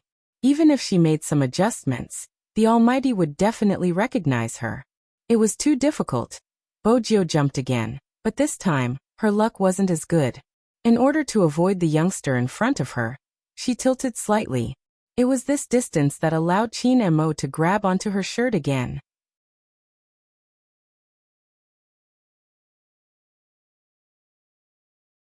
Chapter 973. In the nick of time. A black motorcycle sped by the side of the street. The person on top was wearing a helmet. His eyes were deep and he had a gentle aura. If it wasn't Hoshino, who else could it be? He held onto the handlebars with one hand, turning his body and extending his hand in her direction. Swoosh! The youngster moved in midair, grabbing onto the person's hand. With a flip of her long legs, she climbed onto the motorcycle. His speed was very fast, and his movements were as graceful as flowing water. The drivers in the cars parked by the roadside were dumbfounded. Even if the crime squad reacted, it wouldn't be of any use. The heavy-duty motorcycle, be it the size, appearance, or the sleek design, was a testament to its speed. It was like a wild leopard charging out, not easy to block. Chin Mo stood tall and straight, his eyes looking at the tomahawk gradually disappearing into the traffic, as if he had been abandoned by someone. He slowly clenched the black mask in his palm, and the aura that emanated from his back was extremely cold. Director Huang stood opposite him. The moment he saw the person escaping, his breathing became heavy. When he caught sight of the black mask in Chin Mo's hands, his eyes widened. You removed Z's mask? Did you get a good look at his face? Do you need me to contact a technician to draw out Z's facial features based on your memory? I didn't see him. Chin Mo glanced up, replying calmly. Director Huang froze on the spot. Young Master Chin's gaze sent chills down his spine no matter how he looked at it. Cough. Director Huang started to reflect. We didn't think things through. We didn't expect this to happen. Z is indeed a thorough person. He gave the thieves nearby a sum of money and instructed them to flee upon receiving orders. I've already questioned the one we caught. He doesn't know Z's face. He only gave a rough description of his height and clothing. The person you were chasing just now is him. The rest of the clues are pitiful. Chin Mo glanced at him. Start with the motorcycle. Director Huang was confused. They wouldn't be able to find anything from the license plate. It's a limited edition tomahawk. There aren't many in the country, checked the owner. Chin Mo's voice was calm. Before Director Huang could reply, his phone rang. The call was from the higher-ups. The tone of the call was not particularly good, and carried too much emotion. Have you caught him? The culprit is skilled. We have to continue the investigation. Director Huang wiped his sweat as he spoke. His tone turned stern. You should be aware of the impact of this matter. It was such a public occasion, and the mall was hacked, but the crime squad couldn't do anything about it. Director Huang, isn't it time for you to reflect on the crime squad's capabilities? We need to give the people an explanation, and even more so, we need to give an explanation to those who have been affected by this incident. Director Huang paused before replying. I understand. I don't need to say anything else. Even if what Z did wasn't a heinous crime, there are some problems that need to be solved in a proper way. What would the public say if a hacker found out about the unjust case from years ago, and the police knew nothing about it? What will the higher-ups think? Director Huang inhaled deeply. Secretary Liang, I understand what you're trying to say. I don't really care about what the higher-ups think, but there are some unjust cases that should be uncovered by our own people. Otherwise, it would be too much of a slap in the face. Secretary Liang frowned, but before he could speak, Director Huang added, there are still some loose ends to be done. Director Huang added, there are still some loose ends to be done. I don't think the most important thing now is to find Z. Instead, we should help an old comrade reverse the verdict and give his son an explanation. If it's really as the video says, that Rao Rong hasn't been able to seek redress for the past year, there must be an internal problem. Secretary Liang paused for a moment before saying, I agree with you on this point. I still have a meeting to attend, and it will be about today's incident. So, Old Huang, any evidence on your side is especially important. I've already submitted a proposal to deal with this organization. We will work with the United Nations Interpol, and the military will also send people over. They should be in Jiang City by now, and they will work together with the Key Case Investigation Unit. That's all for now. Director Huang listened to the other end of the call. He glanced over at the commercial plaza. The screen had switched back to the advertisement. It was as though the video hadn't existed. But it wasn't non-existent. The video had already spread online. With such a huge influence, it meant that Rao Rong's father's case had to be retried. And this time, no one dared to obstruct the retrial. With that in mind, Director Huang felt comforted. He finally understood what it meant to borrow the power of the masses. With the supervision of the masses, some matters would be sped up. But at the same time he had witnessed Z's true terror. Fortunately, She had only exposed the truth and hadn't used her power for anything else. But did she come to China because someone had impersonated her? Director Huang couldn't help but ask Qin Mo. Qin Mo retracted his gaze, stuffed his left hand that was holding the black mask into his pocket, his voice indifferent. Perhaps. What did he mean by perhaps? Director Huang wanted to continue, but Qin Mo boarded the Land Rover. Qin Mo boarded the Land Rover parked by the roadside. Before he closed the door, he added, "The outcome of Rao Rong's father's case is crucial. Rao Rong will only tell the crime squad after finding the person who framed his father." Director Huang frowned. Shouldn't he cooperate with the investigation now? He won't. Qin Mo glanced at Director Huang, his expression calm. Because he doesn't trust the police. Director Huang shook his head. How did he become like this? After being hurt so many times, a person has to change. Qin Mo arched a brow, as though he was stating a fact. Around that year, he believed but realized he was hurt even more. If it wasn't out of hatred, no one would be foolish enough to get involved with a criminal. Director Huang clenched his teeth. This matter was more troublesome than he had expected. If they didn't investigate further, Rao Rong would probably hate them even more. It wasn't going to be easy. There's one more thing. Qin Mo glanced up, a glint lingering in his eyes. There are some things he didn't say, because he wanted to say it during the trial.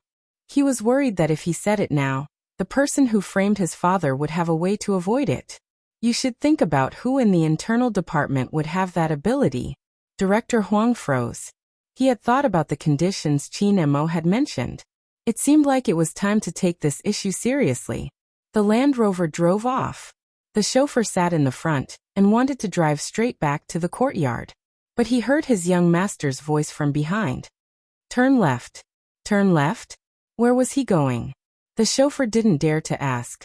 Qin Mo sat in the back seat, glancing at the black mask in his hands. He whipped out his phone and dialed a number. Chen Xiaodong heard the sound in the living room and immediately picked up the phone. Hello, Fu family. Chen Xiaodong. Qin Mo's voice was faint. Chen Xiaodong felt his head go numb. Almighty Qin. It's me. Qin Mo's tone didn't change. Get your young master to the phone. Chen Xiaodong exclaimed. My young master isn't home, he moved to the school. Young master Qin. Why don't you call him? School. Inexplicably, Qin Mo felt as though he had heard wrongly. However, his smart judgment told him that he hadn't heard wrongly. His voice suddenly turned cold. Which school? Chen Xiaodong thought it couldn't be. What kind of world was Almighty Qin living in? He didn't even know about school. He moved to the male dormitory and only comes back on Saturdays. It would have been better if Chen Xiaodong hadn't explained. Qin Mo wouldn't have such a strong image. The moment he explained, his gaze deepened. He tightened the mask in his hands and knocked on the car door. The sound didn't just startle the chauffeur, it also confused Chen Xiaodong. What was going on? The chauffeur sat in the front, watching his young master's cold and handsome face. Someone was going to be in trouble today. Indeed, someone was going to be in trouble. Fan Jia had never expected things to turn out this way. The person who should have died a long time ago. How could she ruin her plans to such an extent? She had to make preparations to retreat. But she wasn't willing to leave just like that. Perhaps there was another way. Fan Jia narrowed her eyes, trying to maximize the benefits she and her partner could get. As long as someone warned Rao Rong, he wouldn't say anything. Come to think of it, even if she didn't warn him with Rao Rong's intelligence, he wouldn't go all out. Rao Rong didn't know who killed his father. She was the only one in the know. If she exposed it, it would be a secret forever. There was no information, no files, even the judge had retired. The case had been in the past for so long, it wasn't easy to investigate. Besides, a truly powerful person wouldn't kill someone personally. Of course, they would do it from a higher position. Unless there was a thorough investigation, it wouldn't be easy to find out who the culprit was. Rao Rong was well aware of this matter. Before the culprit surfaced, he wouldn't say much. Besides, even if Rao Rong leaked her information, it wouldn't be the same. She wasn't the same as when she had met him. It was just that she had lost some information. However, some information was indeed fatal to her. Hence, she had to make some preparations. Fanjia clenched her fists. The main point was the information released by the person who was supposed to be dead. How did he know which school she was in, and how did he manage to deduce her current identity? Her brother was right. If she wanted to get what she wanted, she had to get rid of Z first. Previously, she had used Qin Mo. Even though it hadn't been successful, it had been effective. But this time, since Qin Mo had lost a portion of his memory, didn't that mean that the chances of success would be much higher? Besides, those people didn't want Qin Mo to have any contact with Z. Everyone hoped that he could think rationally and without any emotions, right? In reality, Fanjia still couldn't understand why he treated Z differently. However, this difference made her want him even more. Fanjia? Fanjia? The voice beside her snapped Fanjia back to her senses. What is it? We are going to meet at the school gates. Do you want to come? Sure, wait for me to go get something. At times like this, she had to act as she usually did.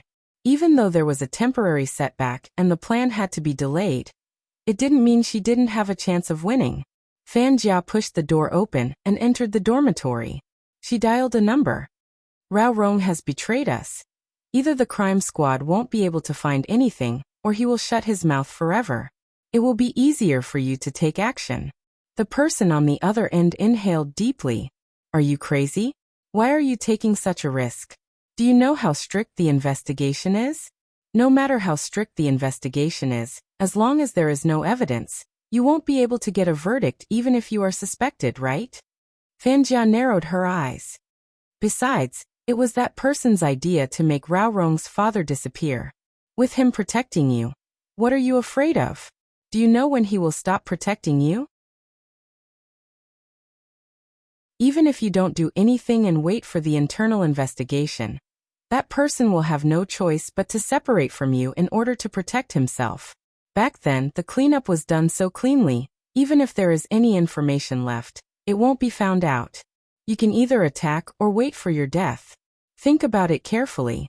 A middle-aged man in uniform stood in the corridor, his forehead covered in a layer of sweat. Ever since he had seen the video, he had a feeling. He couldn't hold on any longer. What are you standing there for? Hurry up and enter the meeting. Yes, I'm coming. The man looked at the back of the person in front of him, and the girl's words kept echoing in his mind. She was right. Either he caused a commotion, or he would be cut off. Instead of being passive, he might as well take the initiative now. It was a huge meeting with the leader in charge. The entire process was carried out in secret. There was a change in the weather. The wind blew against the youngster's clothes, allowing her to relax slightly. She smiled. That was close. Hoshino did not comment. After all, every time the youth did something, it was to a certain extent.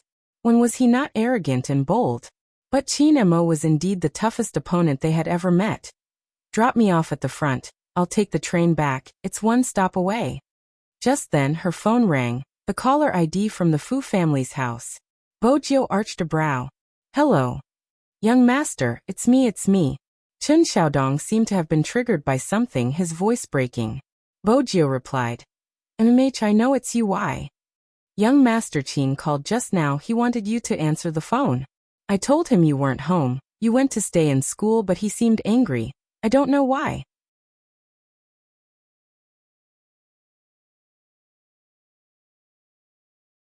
Chapter 974. Young Master, isn't it weird? If young Master Qin wants to look for you, he can just call your phone. Why did he call my house? When I picked up the call, my scalp went numb.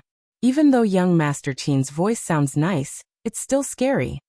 As a butler, Chen Xiaodong was a little naggy, but it was his nagging that made Bojio frown. Xiaodong, mh. Chen Xiaodong didn't understand why his young master was calling him that. Bojio's gaze dimmed. I have something to do. I'll hang up first. If young Master Qin calls again, tell him I'm in school. That's what I said. Before Chen Xiaodong could finish his sentence, the busy tone came from the other end. Bojio flipped over. She held her backpack with one hand and pulled open her jacket with the other. She tossed it into the bin at the side. Her movements were swift. Hoshino immediately realized something. Did something happen? Chin-mo is suspecting me. Bojo paused. He suspects that I'm the one in the plaza. Hoshino's gaze stilled. Do you want to leave? Bojo glanced up and shook her head, her voice low. The National League hasn't started yet. I'll leave after Supreme Alliance wins. Hoshino watched the youngster. After a long moment he said, I'll arrange a special passage to prevent any difficulties. MH. Bojo swiftly changed her appearance, leaving only her hair. She couldn't do it here.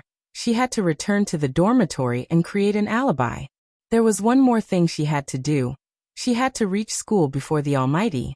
Bojo glanced at the main road, turning towards Hoshino. Head from the east, leave the car at an area with many stolen cars and hail a cab back. All right. Hoshino's aura didn't change, his long legs supporting the left side of the motorcycle. Be careful, if we're discovered, we'll head back to 5th Avenue. Bojo nodded, rushing into the subway station. She glanced down at the time on her wrist, thankful that it was a traffic jam. If not, they wouldn't have been able to shake off the crime squad car so easily. But even so, there were still cameras on the road. The police might not have the video of them passing through the alleys, but as long as they appeared on the main road, there would be clues. Even if these clues were not found now, in less than half a day's time, all the major checkpoints would be checking the vehicles. Therefore, she and Hoshino had to seize the time and act separately. Bojo had already thought about this. The only thing she didn't expect was the phone call from the Almighty. Just like what Chen Xiaodong said, if the Almighty was really looking for her, he could have just called her or sent her a WeChat message. But the Almighty called the Fu family directly. He wasn't looking for her. He wanted to see if she was at home, and if she had an alibi. Bojo gripped the handrail in the train, her eyes bright. As expected, it was never easy to shake off the Almighty's pursuit. Her time was running out. Bojo glanced down at her wrist. Once the train reached the station, she took large strides towards the crowd. Her speed was very fast. Her hair was still black, which meant that she had to wash off the paint on it. In order to prevent being caught by the Almighty in school, Bojo chose to enter from the back door. This meant that she had to climb over the wall. The back door of number 1 middle school was next to number 2 middle school. Bojo tugged her collar with one hand, and was about to move. Before the thornhead youngster could walk over, he said, F***CK, it's already night time.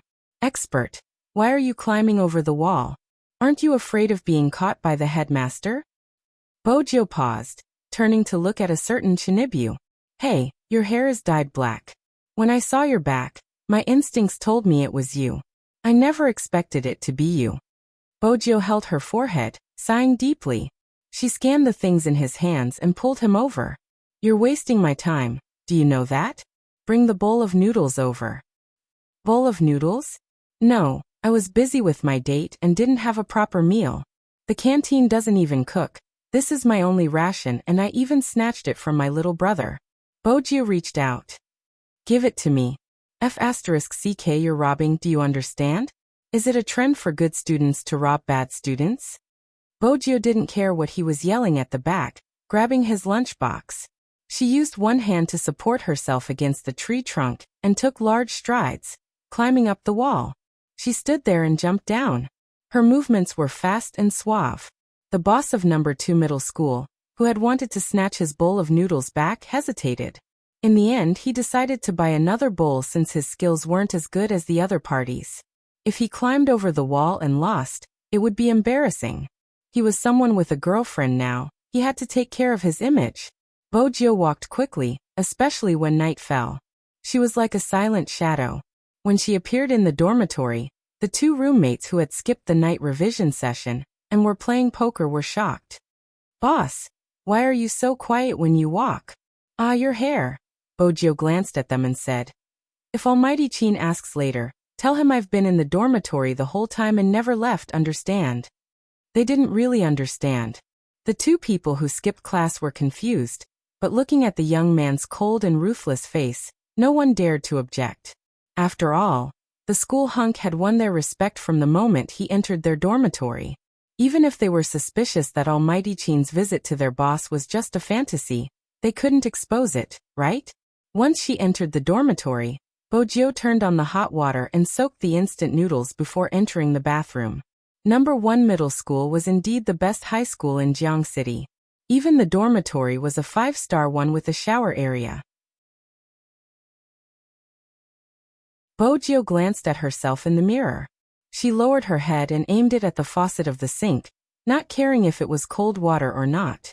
The white foam from the shampoo swept across the corner of her eyes, the dark color fading away slowly, returning to its original silver color. Outside the school, Jiang Zhua had rushed to the entrance after receiving the call. When he saw Qin Mo's cold aura, he couldn't help but ask curiously, "Young Master Fu just wants to stay in the dormitory and experience group life. Why are you so angry?" Qin Mo didn't reply, walking into the school entrance. The male dormitory wasn't far away. Jiang Zhua laughed mischievously. "It can't be, you still haven't settled that person." Qin Mo turned and glanced at Jiang Zhua, his tone calm. "You still haven't settled Shui Yaoyao and she seems to be rejecting you." Jiang Zhua's fingers stilled and he laughed. "Is that the same? You should know that I'm not as serious as you. I'm not bent by a single person. But what exactly is your little spade thinking? Does he want to stay in the dormitory and study hard? It can't be. We're here. This is the dormitory. I just found it for you." Qin Mo didn't say another word as he walked in. Even though number 1 middle school's facilities were good, it was a famous school with a long history. Hence, there weren't any elevators in the dormitory, which meant they had to walk up the stairs. The moment Qin Mo walked in, he attracted many people's attention. Moreover, Jiang Zhua was following behind him. The appearance of the 2 male almighties of number 1 middle school made everyone excited. The boys' world was that simple. To them, Qin Mo was the strongest boss in the history of number 1 middle school. They could see each other usually. After all, it was rare for Qin Feng to return to the school for a visit. But for him to appear in the male dormitory, it was a miracle among miracles.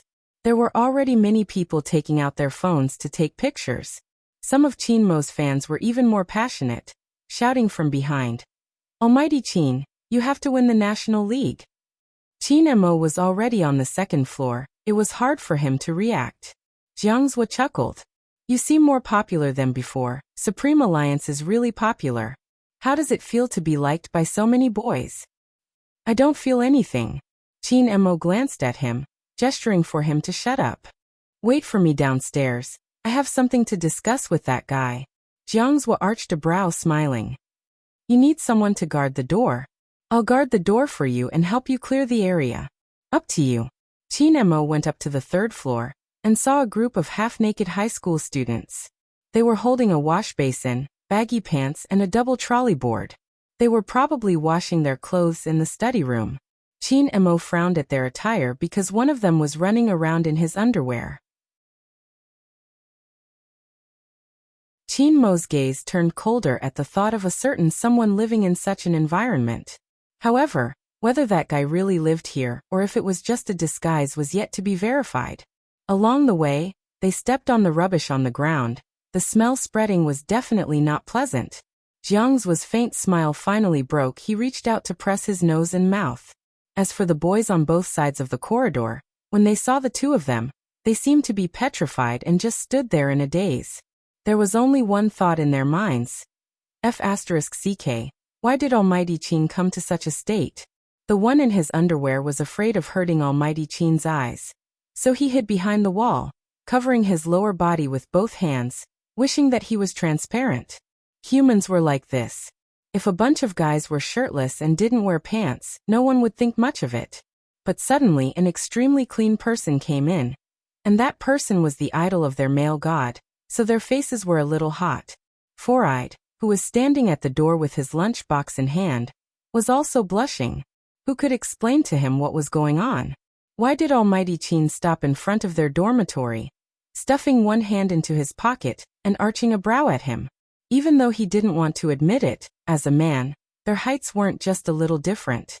Knock on the door. Qin Mo's voice had always been calm, but it always had a natural aura that made people who heard it want to execute it uncontrollably. Four-Eyed turned and knocked on the door silently. Honestly, no one in the dormitory could hear him knocking on the door. Four-Eyed felt that young Master Chin's presence made it harder for him to enter the room. Usually he would just kick the door open. That was the correct way to enter the dormitory. He was so refined, but he really didn't. Jiangzhou could ease the atmosphere. Isn't it night self-study session? There are many people back. It hasn't been very strict recently. Boys after all. Four-Eyed chuckled, his eyes drifting over to Almighty Chin's cold and indifferent side profile. Someone should have opened the door. It was fine if he skipped class, but didn't he know how to come out and get his food? Since Qin Mo and Jiangzhou were standing there at the same time, room 419 became the focus of attention in the corridor. They had a premonition that the dormitory was going to be popular. First the school hunk moved in and now young Master Qin. In the past, they wouldn't have imagined this. The four-eyed man didn't feel much pressure. Under the piercing glare, he took a deep breath and knocked on the wooden door 3 times. F***CK, who is it? I'm still playing games. It should be Four-Eyed. Our food is definitely here. Hey, that's good. The man opened the door as he spoke. You really are Four-Eyed. Come, let me see what you bought. What 2 words? The man couldn't finish his sentence. What was with Almighty Qin and young Master Jiang beside him? All of a sudden, the man was reminded of his new boss's words. He turned his head and opened his mouth. He wanted to ask his new boss to come out of the bathroom, but unexpectedly, the youngster was already sitting in front of the wooden table. His hair seemed to have just been washed as it was still dripping water.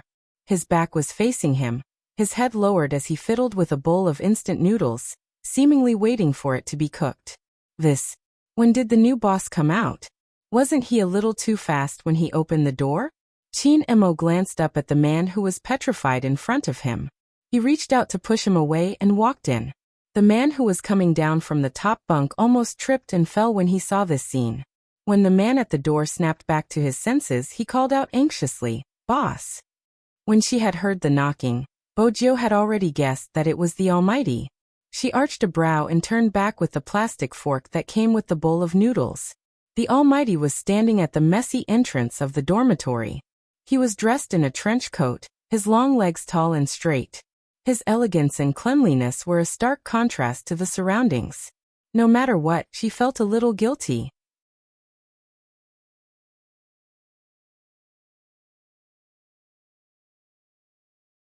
Chapter 975. Qin Mo watched as the youngster's silver hair dripped with water, her expression unguarded.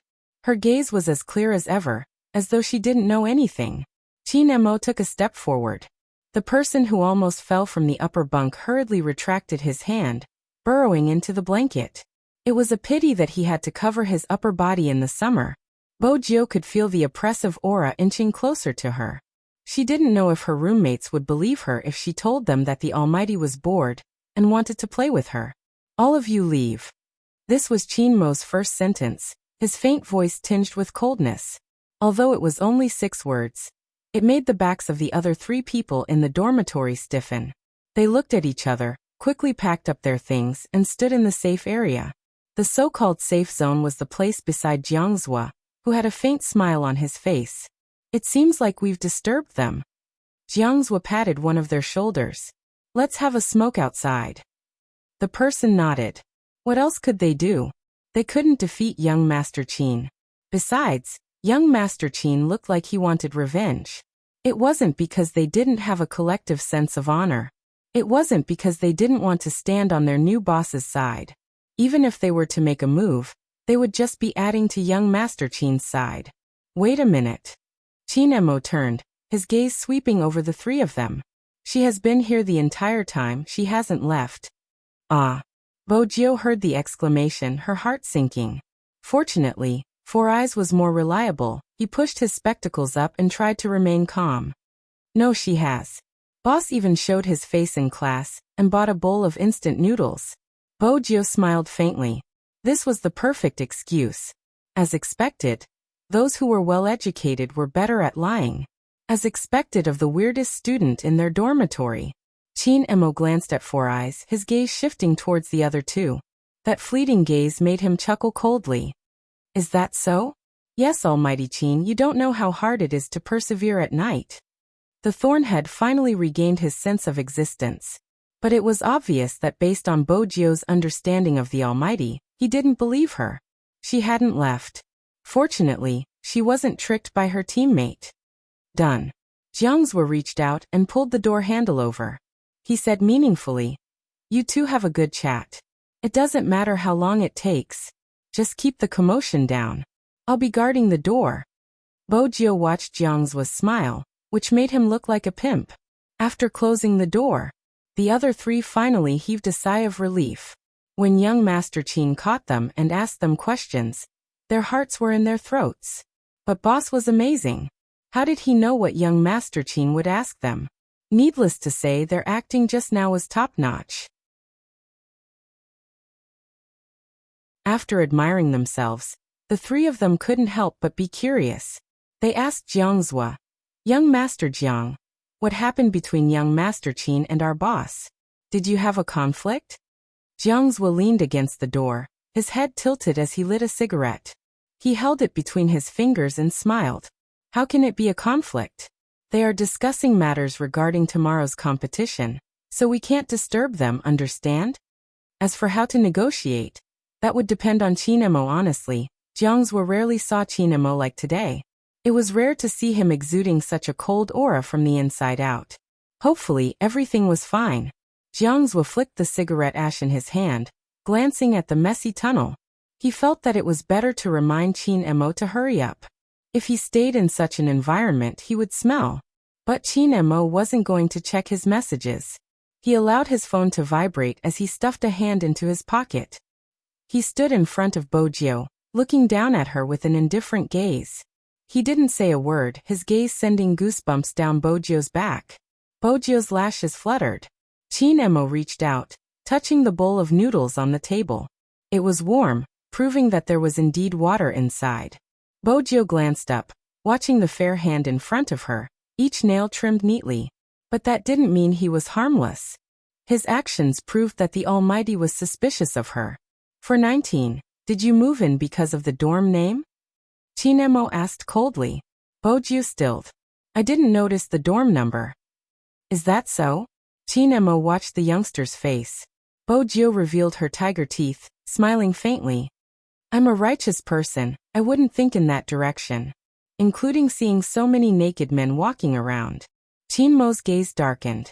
Bojio felt that she had to save herself at this moment. She caressed her nose. After seeing you, these people are like a pile of bones. I'm not interested. Qinemo paused. Be more serious. I am. Bojio laughed.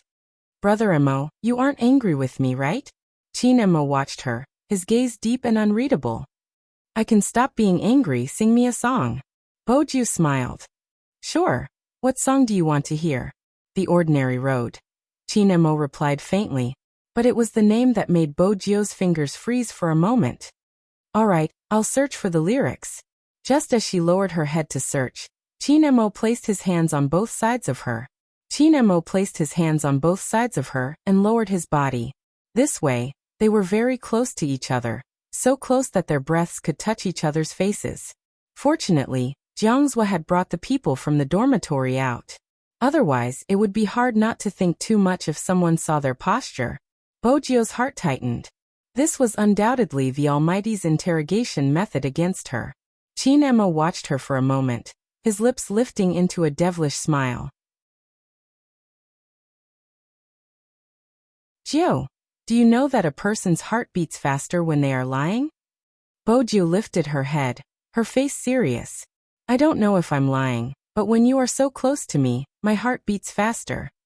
Do I have to touch your chest and ask questions? Qinemo smiled, looking warm, but Bojio knew it wasn't warm at all because there wasn't a hint of a smile in his eyes. The Almighty's gaze moved from her face to the ends of her hair. His left hand reached out, reaching under the hem of her top. He lifted it up and held on to her softness. Bojio trembled.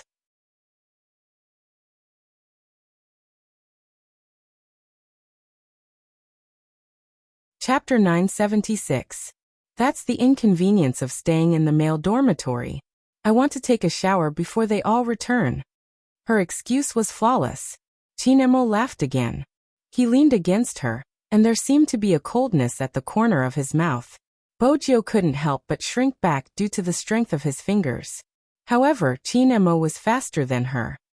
He held the back of her head, and watched as the water dripped from the youngster's silver hair landed on her delicate and fair collarbone. Chinemo's eyes deepened, and he retracted his hand. After regaining her freedom, Bojio wanted to stand up. Chinemo took out a black mask from his pocket. He looked at her and asked slowly, "Do you recognize this?" Bojio didn't have time to reply. Chinemo had already placed the mask on her face. Bojio's heart trembled. She tried her best to look natural. Bojio knew where the mask had come from. It was the one that had been removed by the Almighty during their fight. The black mask accentuated the youth's beautiful eyes, making them look as bright as stars. Chinemo watched the familiar brows peeking through the black mask, his gaze deepening. His fingers caressed the edge of Bojio's mask, lowering his body. "You really look alike." Bojio didn't dodge. "What does it look like?" "Like Z." The moment he said that, her back stiffened. It wasn't because of the Almighty's words, but because of the sudden kiss. Through the mask, he landed a kiss on her lips. Through the black cotton, his breath was filled with a faint scent. That kind of kiss could easily make one's heart palpitate. It was as if all the fragments of his brain had been sucked out. He couldn't think about anything else. "It's you, right?" A cool breath hit her ear. His handsome face vaguely carried a hint of bewitchment. "The person at the commercial square today." That sentence jolted her back to her senses. She didn't deny it directly. Instead, she asked with a pair of confused eyes, "What commercial plaza?" Chinemo narrowed his eyes. He stared at the face in front of him that always made him lose his rationality. His thoughts drifted. Wasn't it her? "Brother Emo, why aren't you saying anything?" Bojio seized the chance, asking, "What commercial plaza?" "It's nothing." Chinemo was wearing a trench coat. His black hair was a little messy. Coupled with his face, he looked indescribably sexy. Then he reached out and took off his trench coat, placing it over someone's head. Bojio paused. "Brother Emo, don't tell me you still don't want to see my face?" Who knew that as soon as she finished her sentence? His whole body was lifted up by someone. His lower abdomen was pressed against his shoulder, and his head was hanging down. It was not a comfortable position. Bojio was about to move when she heard his cold voice. "Do you want the whole school to know how I carried you out?" Bojio quietened down. After all, if word of this got out, she would be the one who would be embarrassed. Just thinking about it made the rumors terrifying. For example, when she chased after the Almighty couldn't stand it anymore, and planned to dispose of her like a pile of trash. If she attached a photo to prove the truth, then she would really become famous in the school. She was still a boy. Which school hunk would be carried out like this? Hence, a wise man submits to circumstances. It was better for her to be quiet. The other people in room 419 were still asking Jiangzhua about young Master Qin when the door in front of them opened. Chinemo walked out with a pile of people on his shoulder. The guys from room 419 glanced at each other. They didn't need to think to know who young Master Qin was carrying. It couldn't be anyone other than the school hunk. However, in their minds, their boss was already extremely skilled. How good was young Master Qin at fighting? How could he defeat their boss in just a few minutes? Moreover, he even wanted to take him away. Chinemo seemed to have noticed their gazes. He tilted his head, his eyes meeting theirs. "What is it?" Nothing. One of them immediately stepped aside. Even though Bojio couldn't see her surroundings since her face was covered, she could hear their deep breaths and their voices. She knew what was going on. There must be a lot of people watching her. In the past, Bojio felt that the Almighty's habit of covering her with his jacket wasn't desirable. Now Bojio grabbed onto the trench coat, afraid it would fall off. Jiangzhua chuckled playfully. He turned to Chinemo. "You're really something. That works too." Chinemo didn't reply. He carried a certain someone on his shoulder, and walked out of the male dormitory under the watchful eyes of the guys. Then he stuffed Bojio into the back seat of the Land Rover. Jiangzhua, who had been following behind him, seemed to have noticed something. His gaze landed on the figure that was smiling lightly at the boy. Suddenly he narrowed his eyes, his tone still sounding like a playboy. Leave first, I have something on. I won't disturb you from teaching your little spade a lesson. Bojiu listened to Jiang's gloating tone. Her situation wasn't as good as it seemed. From the looks of it, the Almighty's suspicions towards her hadn't been dispelled. Moreover, she was staying in the male dormitory. The Almighty didn't seem happy from his tone just now. As expected, the moment the Almighty came over, he carried her and placed her on his long legs. His voice was slow and deep. Don't worry, I won't touch you now. I'll deal with you when we get home. Bojiu replied. Brother Mo, you should touch me now. The driver is here. Qin Mo sniffed the scent of the youngster's hair. Everything seemed right. When there's no one around, it was too obvious what the Almighty was trying to say.